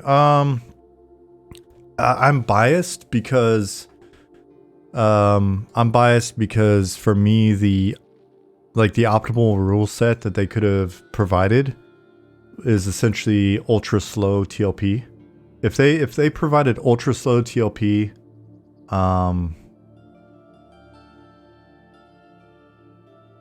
and honestly, I guess any kind of mix of the other rule sets would probably be fine. I don't care that much, to be honest. But if they provided just hey, Classic's going to be up, and it doesn't even have to be forever. Like Classic's going to be up for the first 6 months. You know, like even 3 months for Classic. And then maybe 3 months or 4 months or 5 months, something for Kunark, right? It's so easy to just get behind and overwhelmed and the game's moving on. I understand that they want people to see all of the other expansions, right? It's a TLP. But I don't understand, and honestly, if anybody is out there from Daybreak, I'm not bagging on it at all. You know, I'm curious about the decision, because I think there's real demand within the existing audience that probably would spill over to new people that are new to the game, but would get a certain experience from the slower progression. I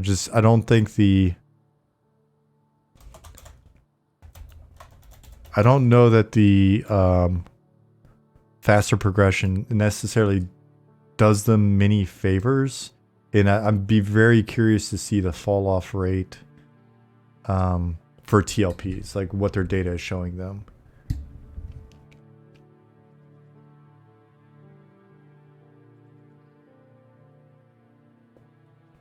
How many zones will be available for the stress test? We don't have anything locked, so you'll be able to run around in all of Night Harbor. Which, those of you that aren't familiar, Night Harbor's fairly big, so that'll be interesting. We've actually set up the Northern Newbie Yard. So the Northern Newbie Yard works now as a Newbie Yard, and you'll spawn, depending on your class, a little bit closer to your trainers that are over here on the far side, on this northern side. For those of you that have never seen the stream before, I'm going to go ahead and get it out of the way. Apologies for the frame rate while I'm in editor. I'm not just in game. I'm in the editor at the moment, so my frame rate suffers a bit. The frame rate in our actual built client is pretty good. So don't worry about that, just because it's choppy as shit when you're watching me. And it comes and goes, to be honest with you. The frame rate will get shitty in the editor, and then something will get updated or changed, and the frame rate will get better again, and then it'll get bad again. So I honestly don't know what's going on there. But I don't often stream using the actual built client, so you're not seeing the optimal performance. So apologies for that. But yeah, so we've got this other newbie yard as well. I like this newbie yard a ton in terms of just the build out for it. Here, if nobody's in here, I'll make it time set 5 a.m. We'll get the sun coming up. I really like the build out of the newbie yard, and it's got some fun stuff in it. The only challenge to this newbie yard at the moment is the next zone over, Sungreet Strand, isn't well developed yet, and I don't know that we're going to have much updating with it prior to then, but you never know. And then it doesn't have the same, like I really love seeing Fallen Watch out on the mountain range in the Western Newbyard, because you've got this aspirational, like what's out there. So when we're doing Sungreet Strand, we'll have to figure out what's going to be our lure on this side as well. But I just like having a lure in the vista that's...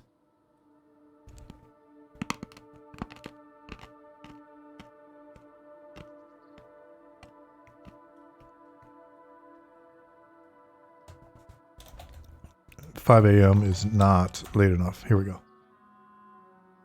Nicodemus, thank you for the gift subs. Hopefully some new folks got it. It looks like some familiar names. 4 gift subs to the community. Ogproof, Corthin, BMC, and Smolik. Congrats. Not Costanza, thank you. So yeah, we'll probably plop some stuff in to replicate what's going on out here. You can zone. So to answer your question, Brown Butcher, all of the placeholder zones will be available. Night Harbor will be available. Shaded Dunes. Oh, I forgot the zone line needs to move because we actually made this a lot smaller, Newbyard. So you'll be able to go everywhere. And just realize that most of the world's not populated or anything beyond just kind of like a very simple gray box placeholder.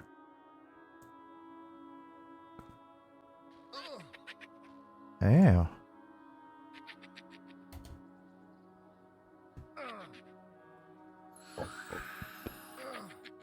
Really?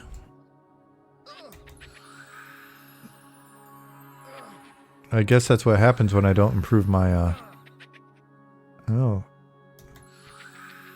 my actual skills. He resisted. Dude, what is he? Like level 6 or 8 skeleton or whatever, just resisted. Nice.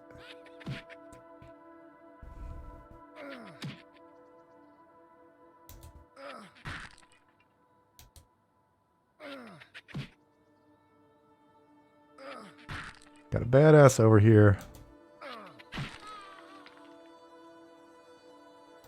What class am I playing? I don't know. This has just been like a test character. Inquisitor. Yeah, I was, you know, I figured some sparkles and then we can move on, Turnip, but...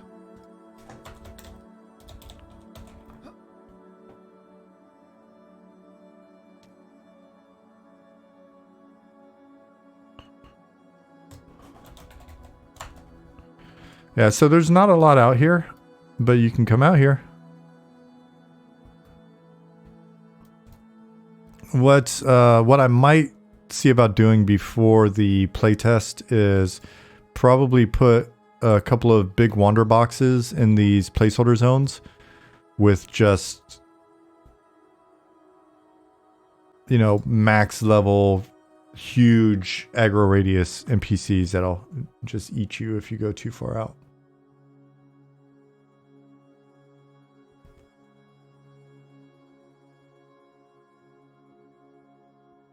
All right, so let's look for the next bug.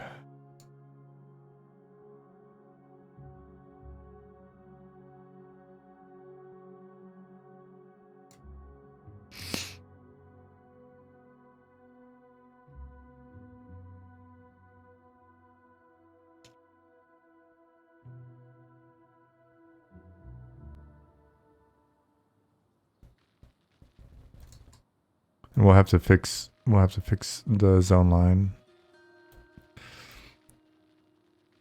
next time we think about it. You can see these guys don't like each other.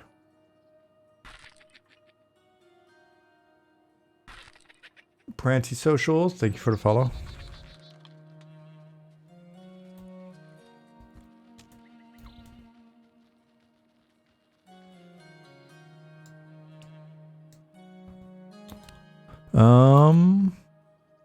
I have kicked, don't I? So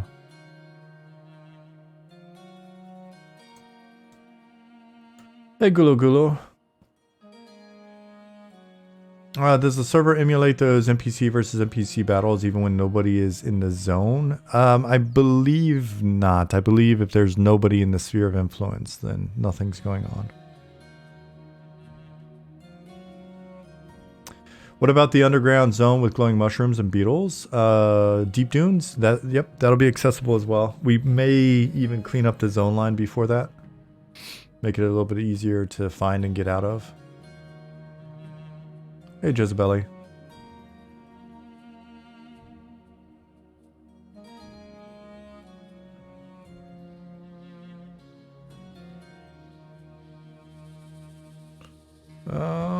Kick appears to do 1 damage at level 1, so it should be 1 at level 1, 3 at 30.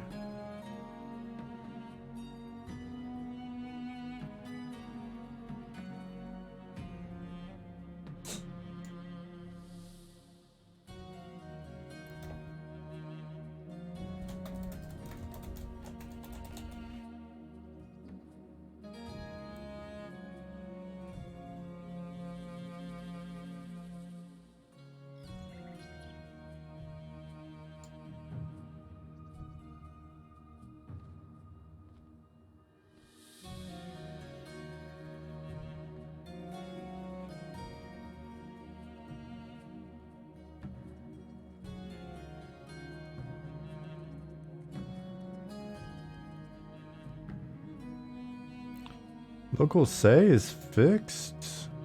Really?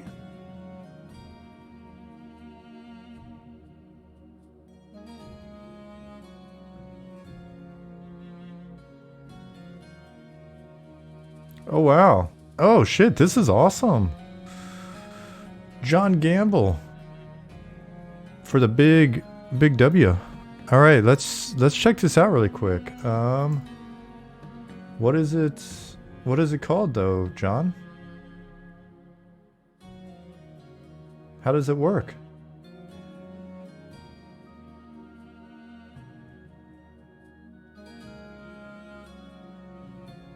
T-say, okay. Added T-say. Quest text command only sends the same message. Command that sends the same message only to the target.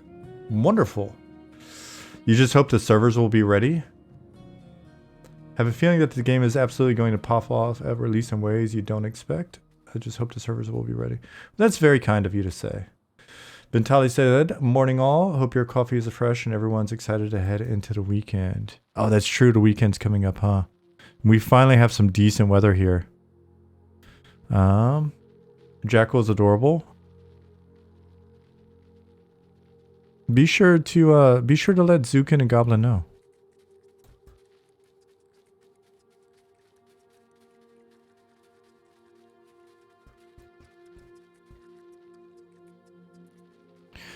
Those of you that don't know what we're talking about with the cave zone, if you're new here, zone, deep, dunes.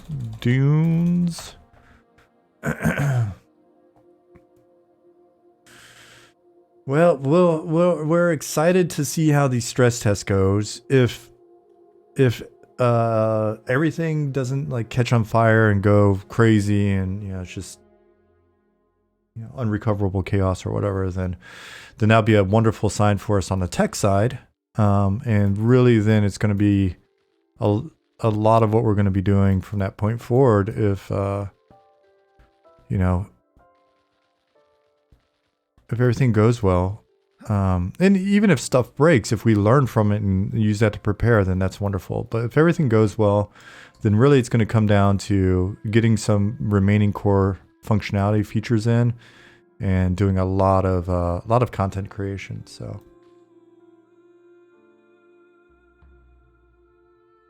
hey, well below average.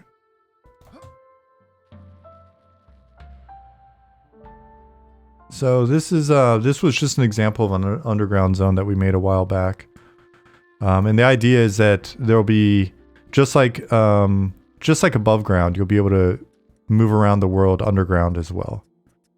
And then there'll be dungeons and locations and camps and NPCs and creatures and stuff just like above ground that you would find underground, right? So, including things like rivers, right? So, one idea is that you can get on a boat or a ship and sail up the river to another city. You can go around the shoreline in the Twilight Sea to go up to another city, and then you could also get on a boat in a river underground and go to another city, underground city. He's walking on water. Water Strider. So. And then there will be a world you can visit in the clouds, even with rivers too. Maybe. And then space. I know you guys don't like space, but I think it'd be fun to do some kind of pirate ship in space, Spelljammer-esque kind of stuff.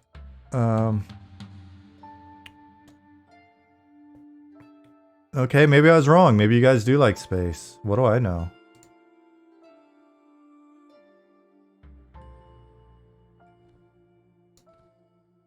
Cool. So John added this 18 hours ago. Space pants. Hey, Stoic Outrider. I am excited. Is that a reference to a thing? Will this game ever have space pants? What's that a reference to? I gotta look it up. Space pants.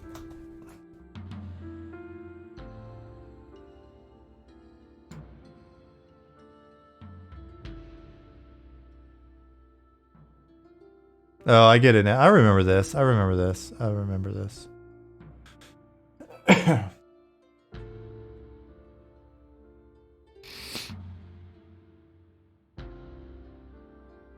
Will other cities be as large as Night Harbor? Is Night Harbor like a Waterdeep and Forgotten Realms or Tarsus and Dragonlance? It's more like the latter two examples. It's meant to be like a bigger campaign style city. Just kind of evolved into that. There's a lot of giant city with adventures within it, with dungeons under it and more dungeons under the dungeons and that type of shit, like going around when we were first starting. So other cities will be a bit more constrained.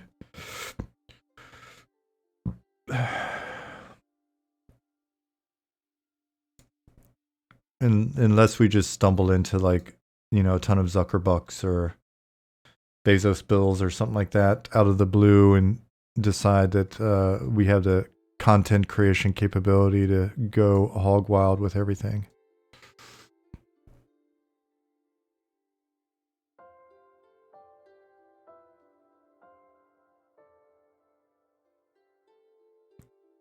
Yeah, organic cacao, there's a lot of gnome fetish out there. It's okay. It's alright.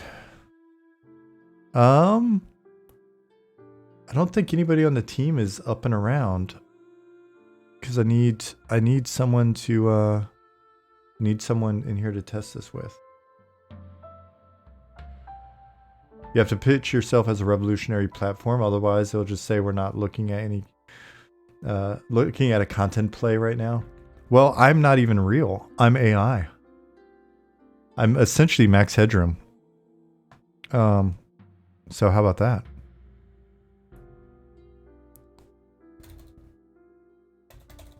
You knew it? You didn't know it. Now you're going to act like you knew it.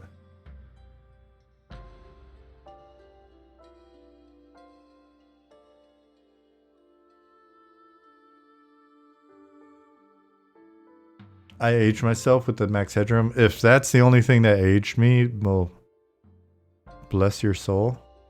Oh, sorry. Bless your heart. Or whatever. Would you consider hooking up ChatGPT to your NPCs or leveraging AI in any way? This one comes up in Discord a lot, and a lot of people are like, ew, technology, oh.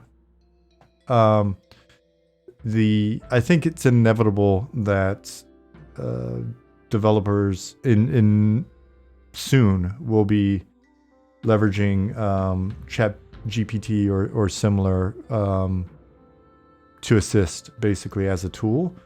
is there a way? It was funny. I was just mentioning this to Ali before the stream. If there's a way to essentially have like a so have a bot that's constrained to our understanding of lore, and then that we can easily apply parameters to control kind of what its responses are and limited to, then all that is essentially a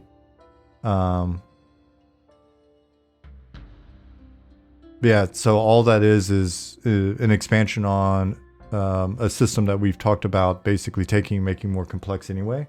So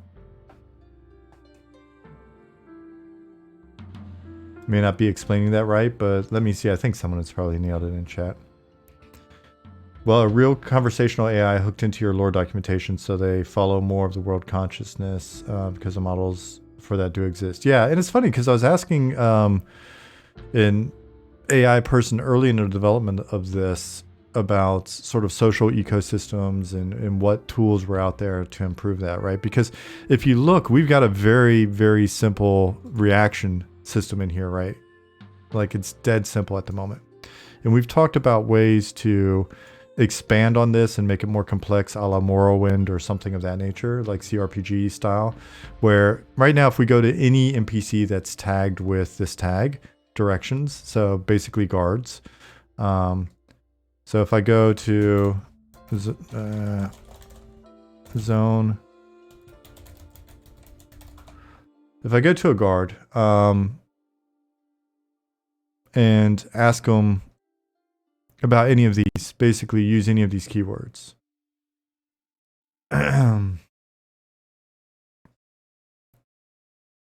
Then they're gonna give me directions, right? And some of it's a little bit more elaborate, right? So it's just by using this simple system. If I ask a guard about like buying or selling armor, well, the word armor's in there. The response will be, you can likely find what you need at a market. So I'm going to ask about a market. So where's a market? At which point he's going to say, which one are you looking for? The night market or the old temple market? When I say the old temple market, it's going to tell me the F, so friendly name, old temple market, can be found R to the D of here, right? So R is going to be relative distance and D is going to be direction. All right, so let me go find one of these guys. And there's a lot of, manual work and trying to figure out which one of these should you have response to and not, blah, blah, blah. That if it was just a better bot,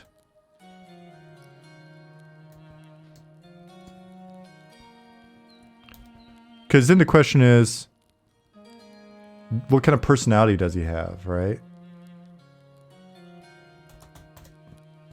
So, where is the garrison? Garrison can be found not too far to the south of here. I'm smart, so I learned that mountains are north. Ocean is south. It's not too far. So.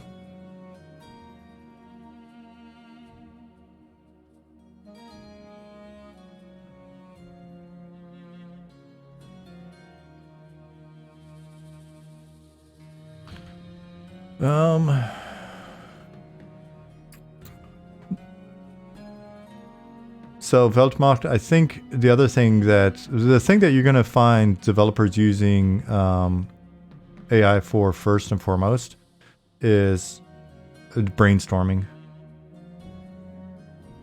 Been taking a look at it and it already makes a ton of sense. Right? Because you can be like, it's not hard to input information. You can't input all of the lore or whatever, but you can input certain chunks and then have pretty decent conversations that move things along where it's like, yeah, well, what about this? Or do you have ideas for that? Well, what about with this constraint applied to those ideas? That already works. Veltmach said, I'm doing a proof of concept for that at work, pretty much for help desk or legal OpenAI implementations that would allow employees or counselors to just start conversations to crawl our documentation for legal papers. Yep.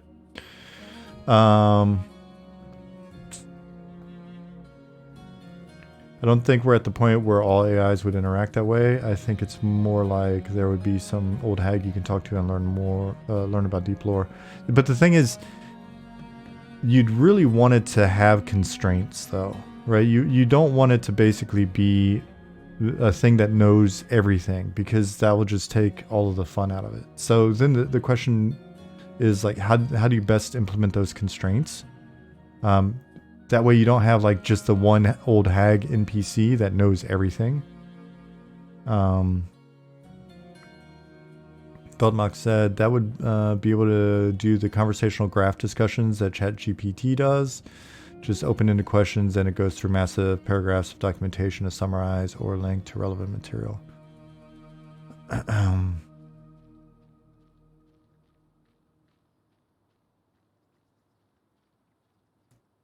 ChatGPT write directions to the garrison in the style of Darth Vader.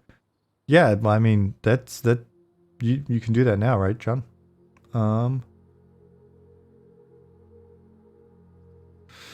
Top Frag Dad said, I don't know, a difficult dungeon that goes to an old hag that knows everything that spawns once a month would be pretty awesome. And then you've got to figure out if she's lying or not.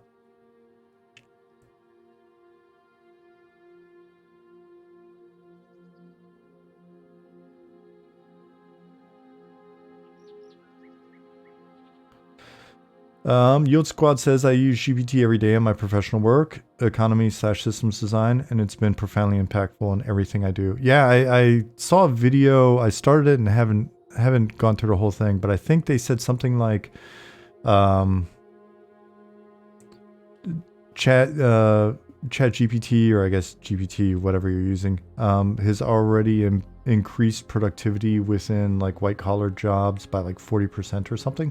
I don't know what that means. I mean, I don't know where they're drawing the boundaries on white collar. I don't know what their metric, like what is productivity or whatever. But it was one of those bigger name sources, so I don't know. And I might be misquoting him. He might be talking about like a very specific thing. But I look at it this way: the 95% of statistics are made up on the spot. Yeah, I believe that. Anyways. All right, I won't reference that sort of shit in the future. You're party poopers. But it's essentially, I mean, I can't imagine, well, I can't imagine, because I guess there was that time. The difference between working on a game and looking random shit up when the internet was a bit younger and there was no Wikipedia and all that type of stuff versus afterwards is night and day as well. Best thing to do is ask GPT instead of Googling something. You'll see how fast it changes your life. Yeah, I did that one night as a joke because I wanted to freshen up my workout routine the next day. So I asked GPT, I was like, I want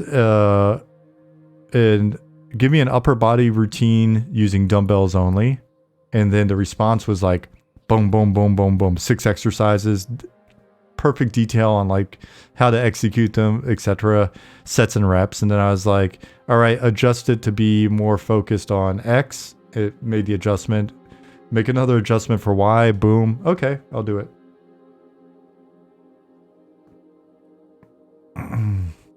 So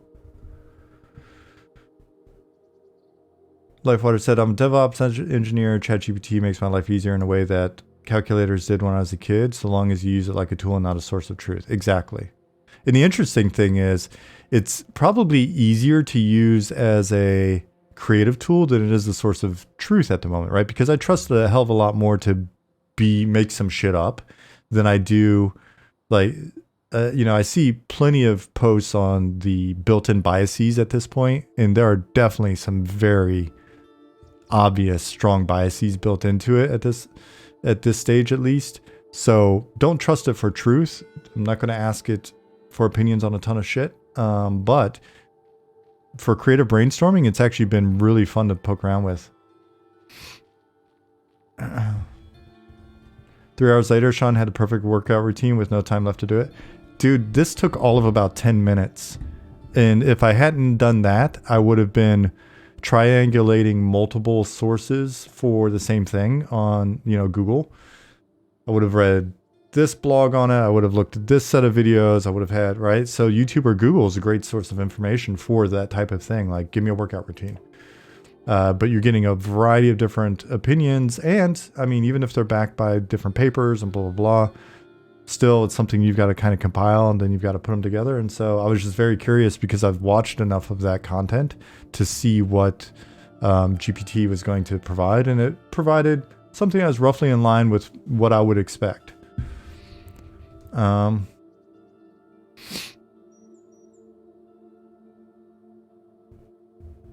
was talking to a industry friend of mine. He's a economist / system designer at Ubisoft. Pretty high level dude. Been doing it for quite a while.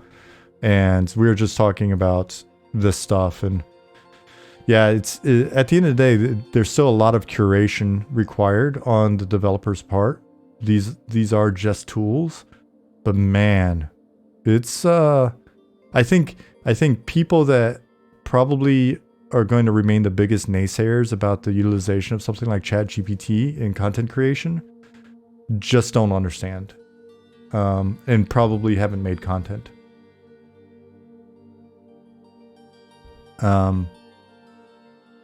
Because the type of conversation that you can have in sort of developing, working through creative problems in coming up with content, it's early still, and it's so easy to work with, and I think so beneficial. So, and at the end of the day, it's still going to be up to the developers to go, all right, is this the right vibe? Did I land at the right answers?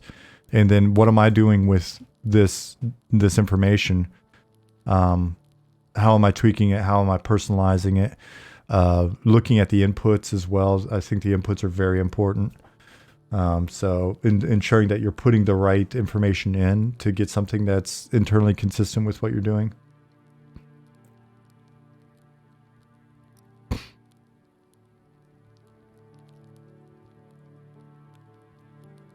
Yeah, so Lifewater says, just the fact that I don't need to spend 45 minutes scrolling through Stack Overflow saves me so much time when I'm looking up something simple like alternate syntax, etc.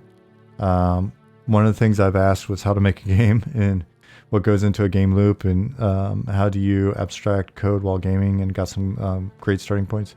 Yeah, I think it's as more people are exposed to it, it's really going to make folks realize what a monumental shift it is. Because there's been so much bullshit, right? Like, for the last few years, it's everything's going to be VR, everything's going to be AR, everything's blockchain, blah, blah, blah. And then you hear AI, everybody's doing AI stuff, and you're like, yeah, whatever. And the thing is, VR, I understand the use cases, and I think there are going to be some great things in the future. It's going to be further off than AR, and there will be use cases with regards to transactions and the unbanked and blah blah blah, and logistics and transparency that could probably benefit from something like blockchain, but This is just, it's just such a different thing, right? It's just such a handy tool, and it's so universally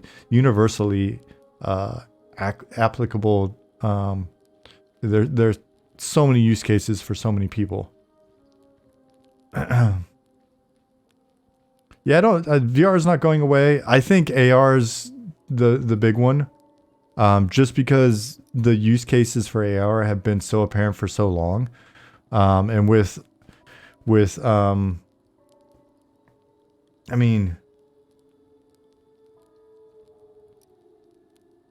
the advances in things like,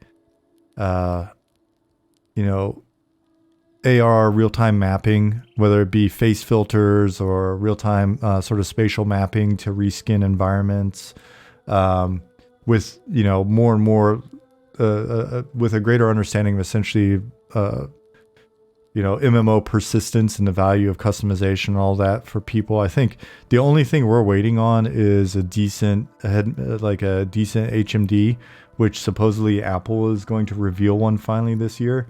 We'll see. But as a toy, I don't know necessarily. I don't know if it's going to be super beneficial beyond certain silly things. I understand there have been a couple of. I know the military application of like HoloLens, and there was another one that this creepy founder had. He's doing AI stuff now, but that was just all kind of enterprise based and construction and all that stuff. I definitely see there's some good AR use cases, but I'm just thinking from the silly. I don't know, for whatever reason I'm fixated on the use cases of AR from like a younger person or a kid's perspective. There's just that idea of being able to go over to somebody's house like we used to play. I think it was when I first played the VR, that arcade that Valve put out forever ago, where you could hold the fighter and it was just kind of like a bullet hell shooter. But you're holding the virtual toy, and that one made the biggest impression on me. Because essentially, yeah, in the lab, Pattis. That one was the one where the second I held that fighter, the spaceship, and started moving it around, that was, all of a sudden I had a vision of every G.I. Joe battle that I spent all day setting up, right?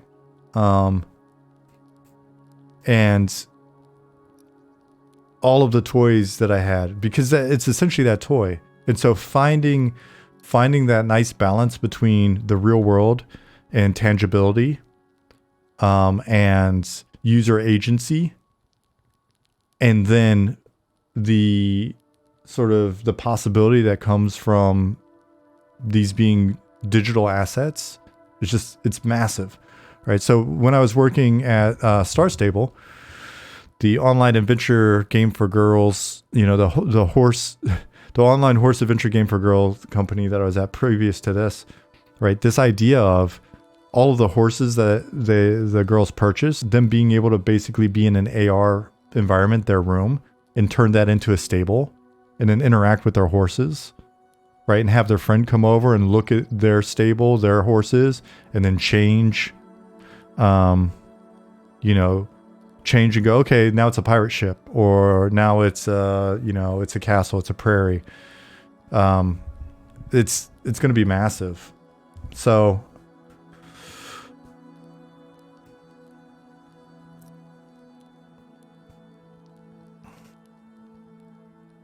imagine that with Pokemon or similar genre. Yeah. Virtual pets.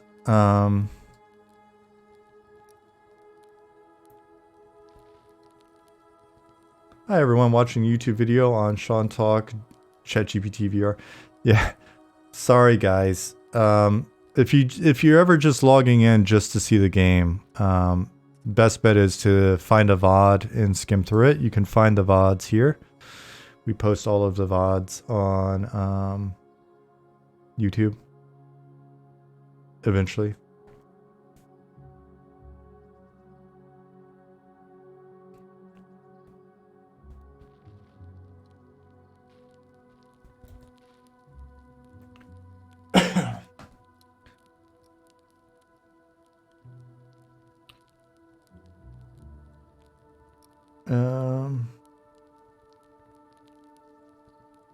Nice segue. Yeah, I had to segue back onto topic and actually.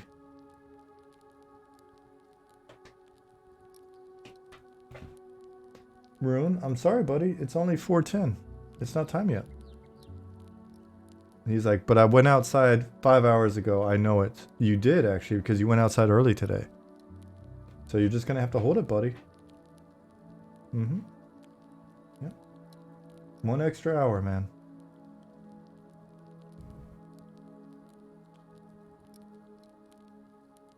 Bentati said there's something very surreal about playing a VR racing game taking place on the, I'm gonna mispronounce it, Shuto Express in Japan. Being able to step out of the car and look over the Rainbow Bridge, that did it for me. Yeah, a friend of mine in Hamburg, his company, he has a small tech studio. They do very different stuff, not really game stuff. And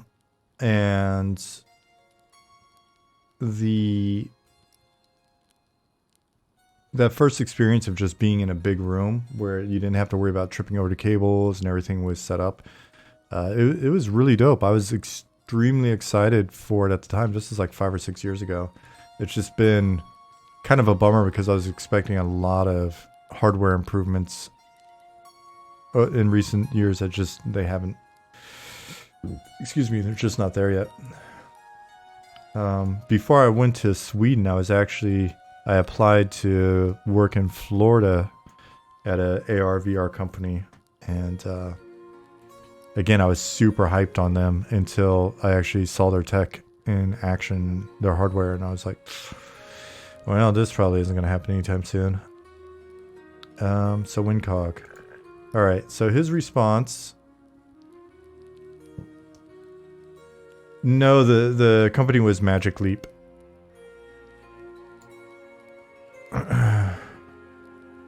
Yeah.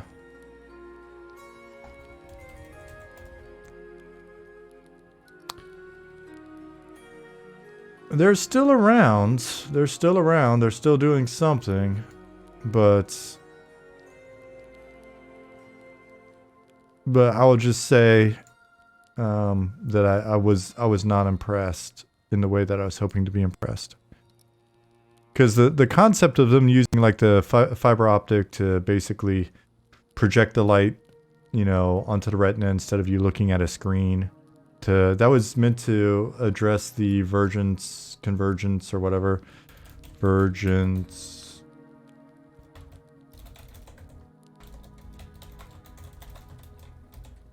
What is that issue? Vergence accommodation conflict. Yeah, so like the vergence accommodation conflict is the fact that your eyes are looking into what they believe is depth, but they're actually reading they're getting the light from a screen that is much closer than where the light would actually be bouncing off of in real life, right? And so the idea was that they're gonna have these these small fiber optics that were spinning like super fast and basically projecting the light in a natural manner straight into the retina in a way that would basically be the same way as you're receiving the light in real life, right? Yeah, so. But needless to say, I was not blown away when I went for my interview. I was so bummed, man. Because I'd read so much about them. I'd started doing like little AR implementations on my own.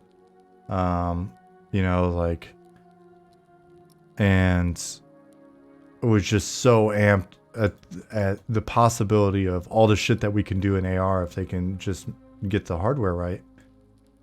So that was probably the most bummed I've ever been after an interview. And it wasn't even like I went to the interview and they're like, oh no, at the end of the day, you know, we don't want you or whatever. Everything was going good. It was just I was so unimpressed, and it was such a chaotic studio. And they just didn't seem to understand what they're doing.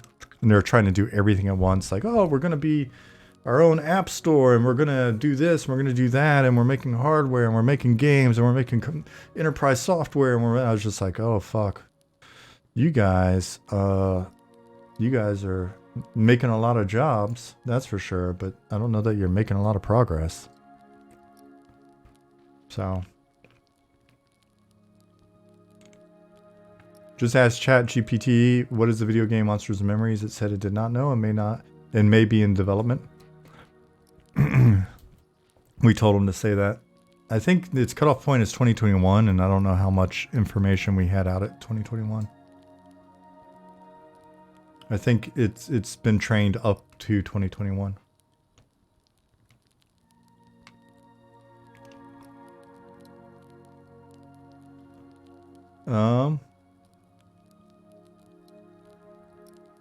Inashi said, we're going to do some more AR at my work, mainly around being remote hands at our data centers. Our customers can see the server racks with tech there looking at and showing information such as server names, temp sensors, humidity, power draws, and names. Yeah, so there's a company, a German company in Freiburg that I talked to a long time ago.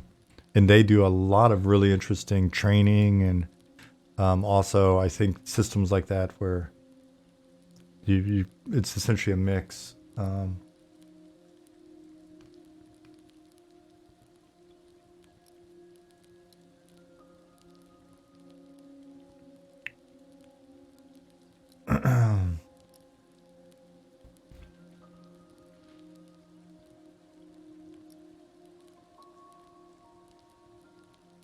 Okay, so let me go see if I broke this guy. And then I need to see if anybody on the team is able to log in for a minute. Apologies, allergies are rough right now. For anybody that's just tuning in.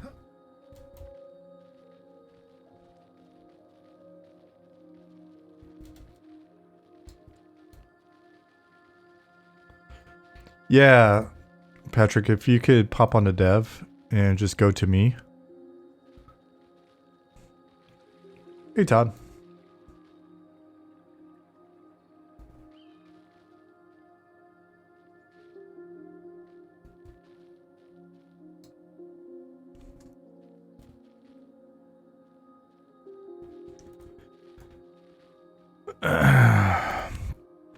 Oh, my poor puppy.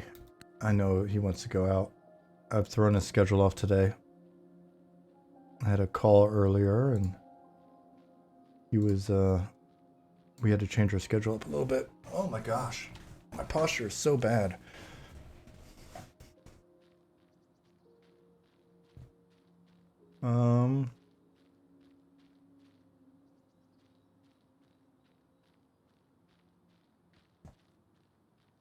So let me do this. Let me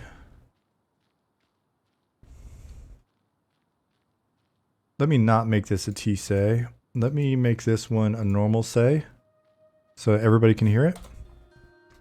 This will be my test case. Then for this response, I'll make all of these T says.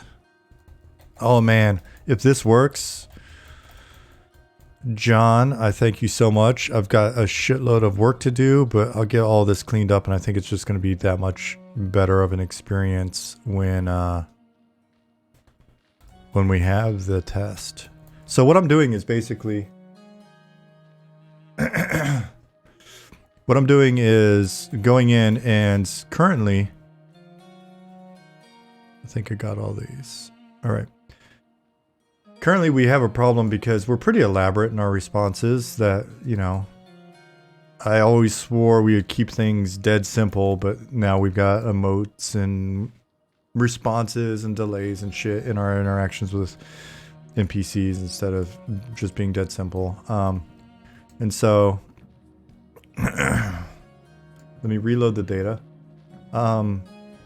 What the concern is because these responses are public. When we've got a bunch of newbies coming up and talking to this guy at once, we're just gonna have all this overlapping noise, and it's just gonna be a mess, and you're not gonna know what the hell's going on. So we already had a target emote, which would just make it so that I'm the only one. My client would be the only one receiving it, but we didn't have it for say yet. It was an oversight, I guess. We didn't ask for it. So asked for that say, so that now if I hail him, everybody should hear, I hail Master Windcog. Master Windcog says, Welcome to Wincog's Curious Goods. Please take a look around. Don't break anything or attempt to steal. Right? So everybody will hear that. And it's fine if we, you know, if there's, you know, a bunch of that spam. Don't give a shit. I don't think we do, at least. We'll see. But then,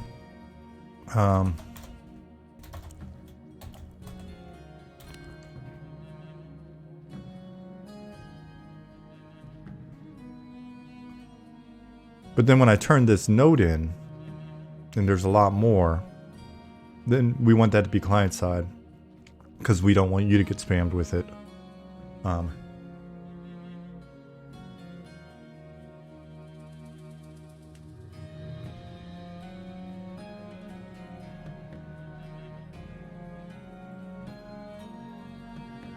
So yeah, that's what we're looking for. I have been excited for this to get implemented. I didn't think it'd be very hard to get in. Seems like that was the case. It's just we've got to then go back and go through a lot of text and get these set up properly. What do we got in here? How many records do we have? 589 rows. So it's not going to be applicable to all of them, but it's going to be applicable to quite a bit. So there's Patrick. Cool. Let me know if you hear this.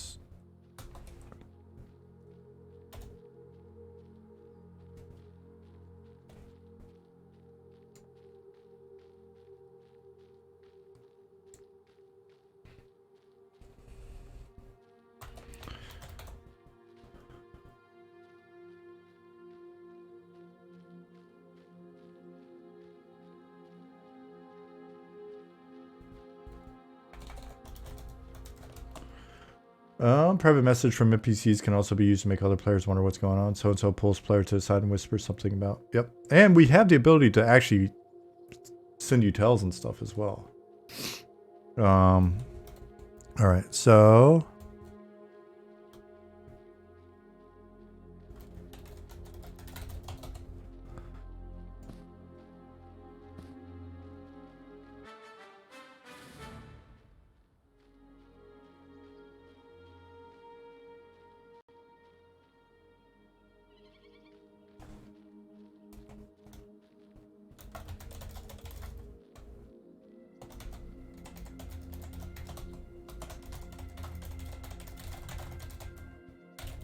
Cool. That's all we needed. Perfect.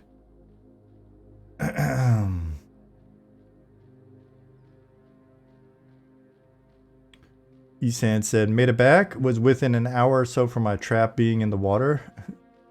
Too long. 7 days. No fish anyway. Uh-oh. Is it against the law? Video just died. Anybody else? Butcher John says that he's good. Super cool. What's Patrick look like? What's his setup? Kind of looking like a mountain man. Hold on. I gotta get one of those never ending torches that Luna just made. SI torch. Oh, nice. Got the page boy haircut.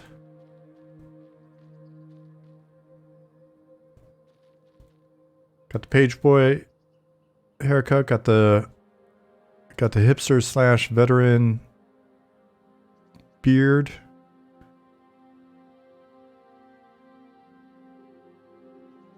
All level 1. Start in newbie gear now with a look, so you can put it in. Oh, badass. I'm gonna make a level 1 in a little bit and run through this quest actually. Ghostcrawler just formed his own studio, develop his own MMO. Wow. Yeah, Nick posted that.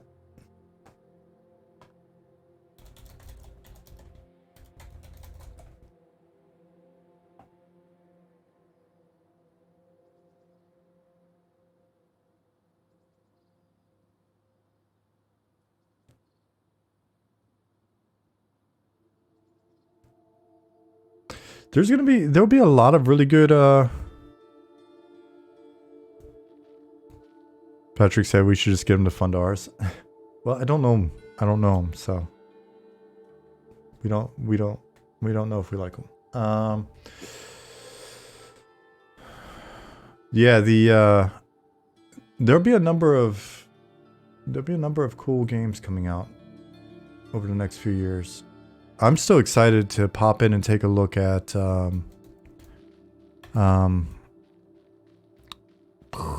I'm so excited I can't remember the name. Son of a bitch. Told you guys. I'm excited to see Palia.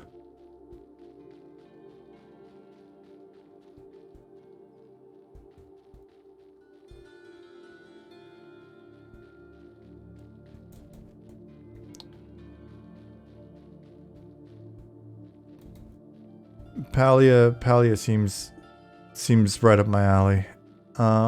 Who's Ghostcrawler? Former Blizzard Riot vet. Creative director, right?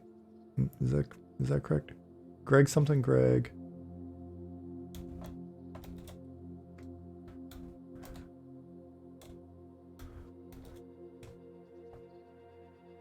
Greg Street.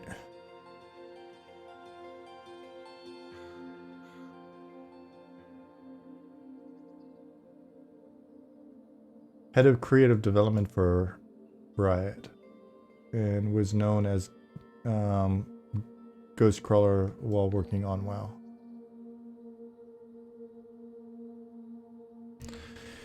Inashi, thank you for the follow.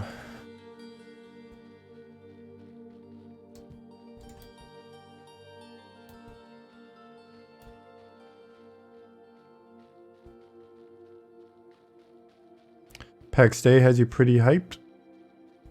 I watched some videos, but not very much. Forget PAX Day. Was that sort of super graphics with survivalish kind of feel? PAX Day. Yeah.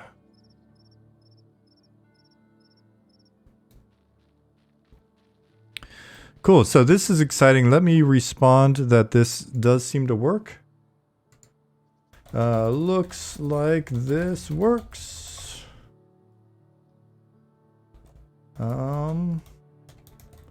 Tag Luna.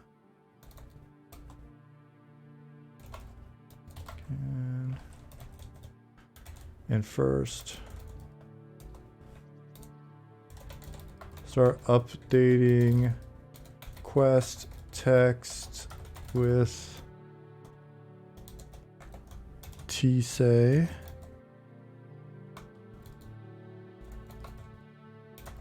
to address the concerns with spam.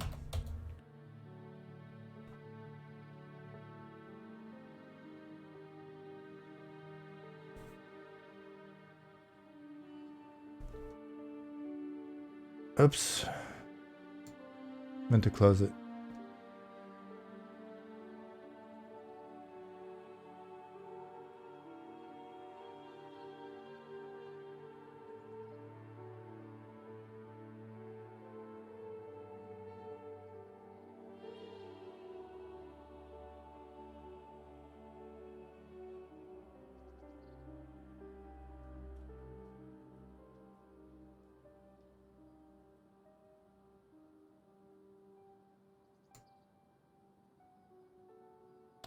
All right.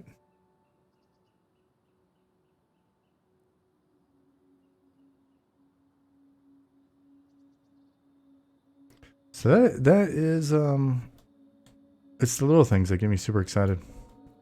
Just knowing we'll be able to start working on this before the playtest. It's I mean, it's good just because I feel like we've done a fairly decent job of providing a lot of flavor and personality to the NPCs and quest responses. So the concern then was just that that was going to get lost when it was just a giant garble of, you know, everybody's shit overlapping. So I think this should address it, and give you an opportunity to have, you know, a little less of a chaotic experience on that front. So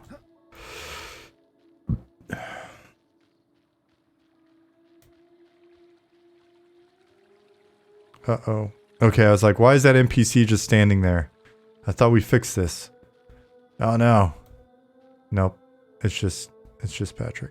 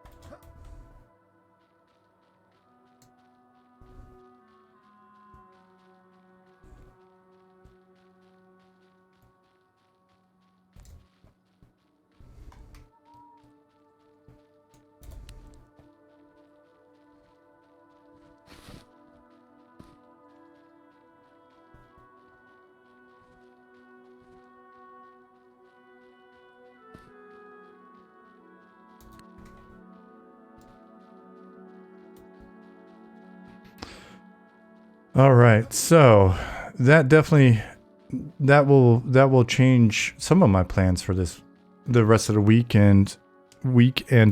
So it'll be fun just blasting through that and getting things updated. What else do we have in our bag of bugs to check? Okay, while we probably have some people in here, I don't know. I never pay attention. Oh, Isan. Thanks for the pictures. Looking pretty tight.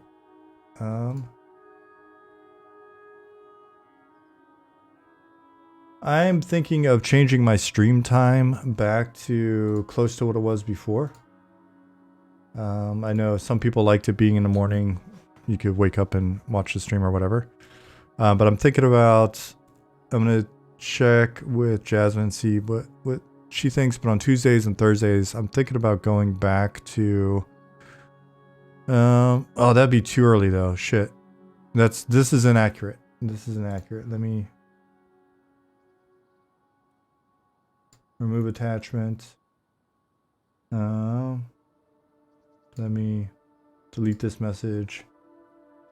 Yeah. Because that'd be too early. 6 would be too early. So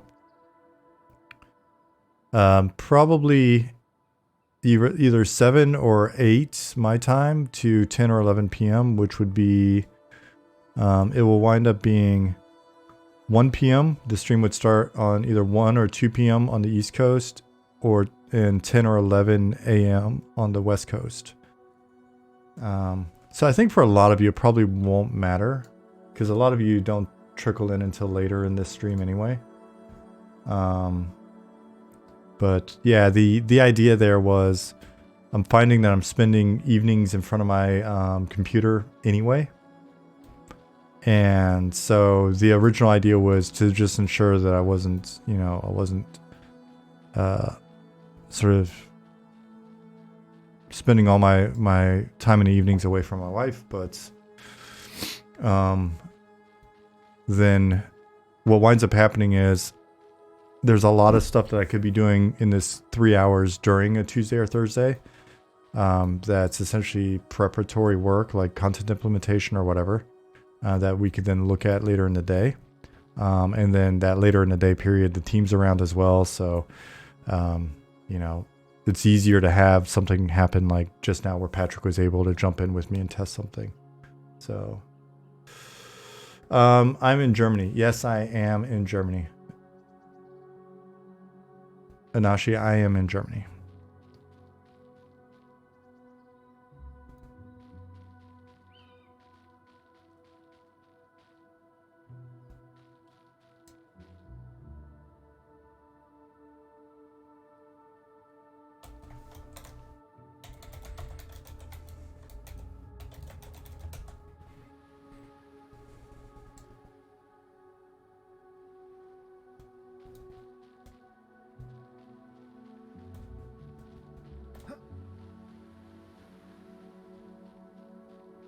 So yeah, okay. I've mentioned it. It sounds like for the most part, people are okay with the idea. I don't think it's going to impact folks too much.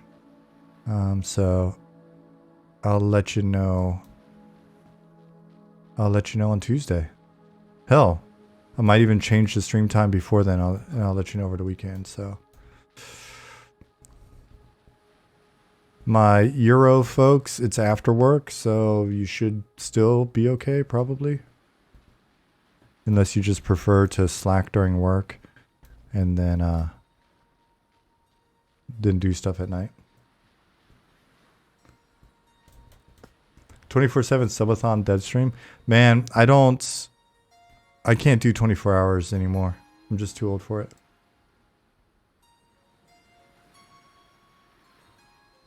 You listen during work, you don't slack? If you're listening, you're slacking. You could be more productive if you weren't listening.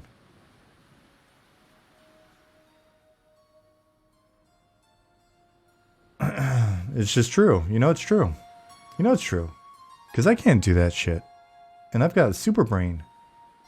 I am literally made of AI. If anybody could multitask, it should be me.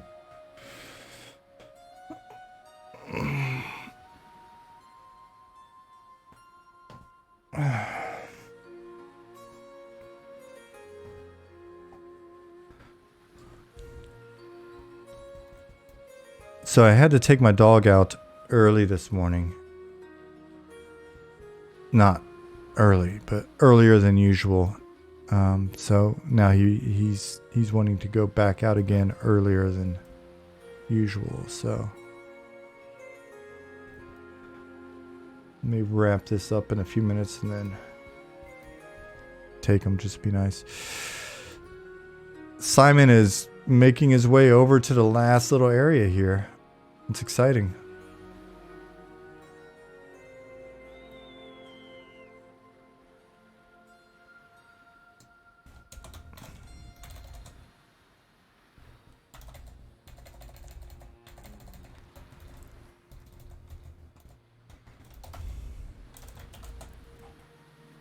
You find that listening to something while coding helps you focus? If I'm just kind of doing busy work, it's not bad. I enjoy it. Like I can, listen to a podcast or catch up on the news or whatever when I go in to fix all of these says with the new command and stuff, because I just don't think there's going to be a convenient script to update this. I could be wrong. Maybe we should do a subtractive type thing where maybe Nick could go in and swap all of the says in the responses to T-says and all the emotes to T-emotes, and then can come back in and alter the ones that need to, they're just based off hails. So I'll get with Nick and see if that's doable. And if so, then that'll be very quick and it'll be easier to spend the time just debugging, making sure that the script worked well than it will be to implement it by hand. But anyway, I can do that kind of shit while listening to stuff. But I find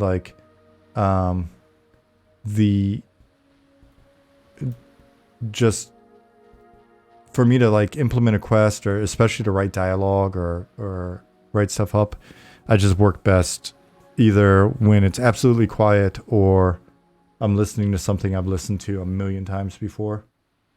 So, yeah. Poco, thank you for the follow. I think listening to metal makes me go faster. It definitely helps me focus. Listen to old Metallica or The Sword or something like that. If I want to just sort of chill and be creative and have fun while I'm implementing, it'll probably either be 80s synth music or, oh, well. Who did that? Freaking artist trying to make it all bright in here. I was going to have the moody sunrise, but oh well, you'll live without it.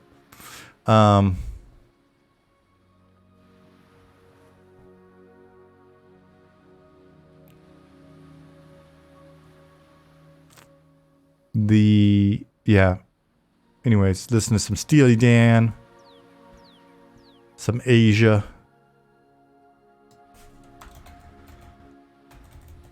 It's taking too long anyway. Here we go. No, it's fine, man. You're actually doing work. I was just being moody.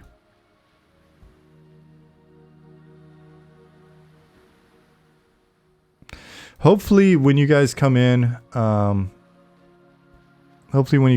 for the stress test, things are stable enough that you can just kind of chill out a bit and you're able to see the sights and enjoy the atmosphere. A lot of you, depending on your hardware, are probably going to complain that it's too dark. It's too dark. Why is it so dark?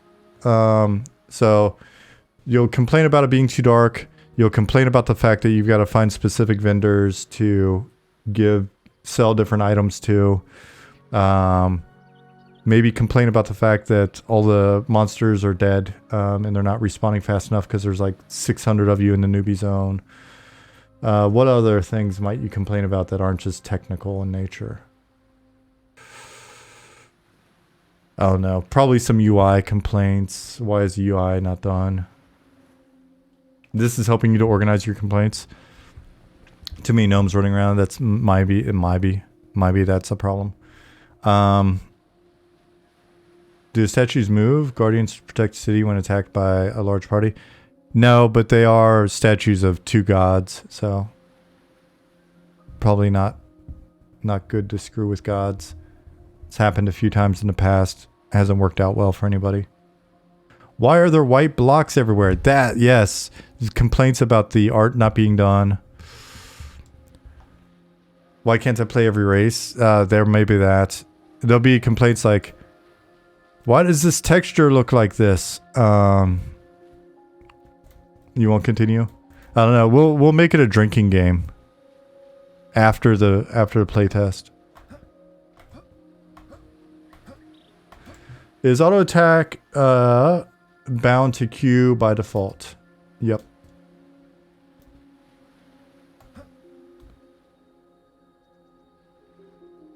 How's fishing looking? I haven't tried in forever.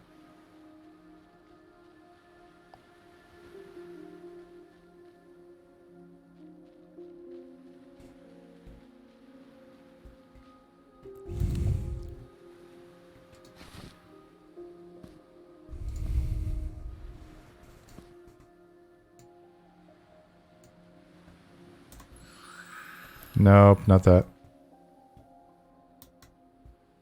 Cannot fish here still. What about here? There's something up with this volume. Because I'm pretty sure I've tried to fix it. I think Pattis has tried to fix it.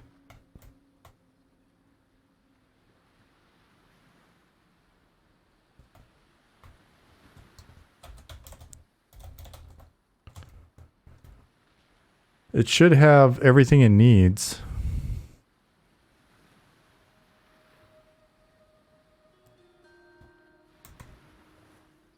Yeah, so I don't know. Is it broken again? Yeah, I've never seen it work over here, Pattis.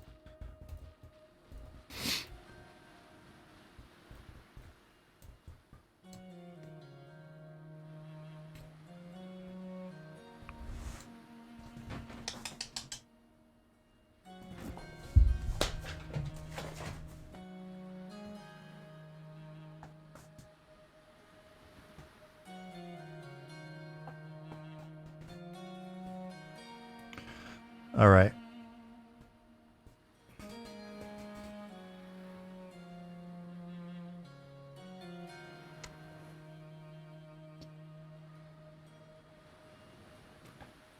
So I think what I'm going to do is I'm going to wrap up here. I'm going to take little man out.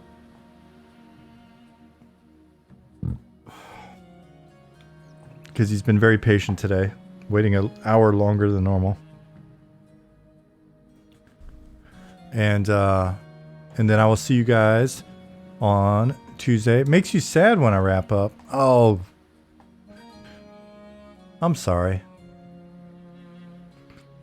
But it kind of makes me happy that it makes you sad. It means you like it here. Check out the VODs. I'll keep an eye on Discord, Jezebeli. If you need to talk, I'll keep an eye on Discord. You can find our Discord here. Those of you that are new. MMO Pug. See you. Anashi. Later. Thadvik. See ya. Lifewater. You're very welcome. Thanks for being here. Nicodemus said, it's not an actual ocean, but a gargantuan water elemental that comes to the defense of Night Harbor. Be sus of everything. Yeah, you're not far off. BDC Retro, see ya. Yeah, definitely catch the first part of the VOD. I think we covered some good ground. Nalderstorm, you have a good day as well. Aramisk, take care. Mimit Rice, you too, Cacao. Should be happy he's wrapping up. Dog's been holding it for an hour. Yeah, he's a good dog. He's a good dog. Here. Patrick would wave, but we don't have that in yet. Sia, not Constanza, Chaz Solo. You have a wonderful day as well. Broke MF. Take care. Jazzman, enjoy your weekends. Zube. See ya. Justin Beard, take care of yourself. Consider what I was saying with the coffee, man. 268's a lot for a cup of coffee. Ishiwatari, tschüss. Schönes Wochenende. Coach Reynos, very welcome. John, see you on Discord. Tame Nova, bye-bye. Todd, see you. Later, Pattis.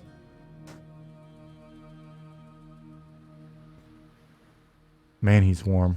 Beer Chug, see you, buddy. Mustang Spy, goodbye. Booty, thanks again for the 6-month sub. Esan, I'll take a look at your pictures when I get out of here. Thanks for posting them. Gary, see you. I'm excited to get this content updated this weekend. All right, guys. I'm going to put him down, and I'm going to push the button. You guys have a great weekend. I will see you on Tuesday.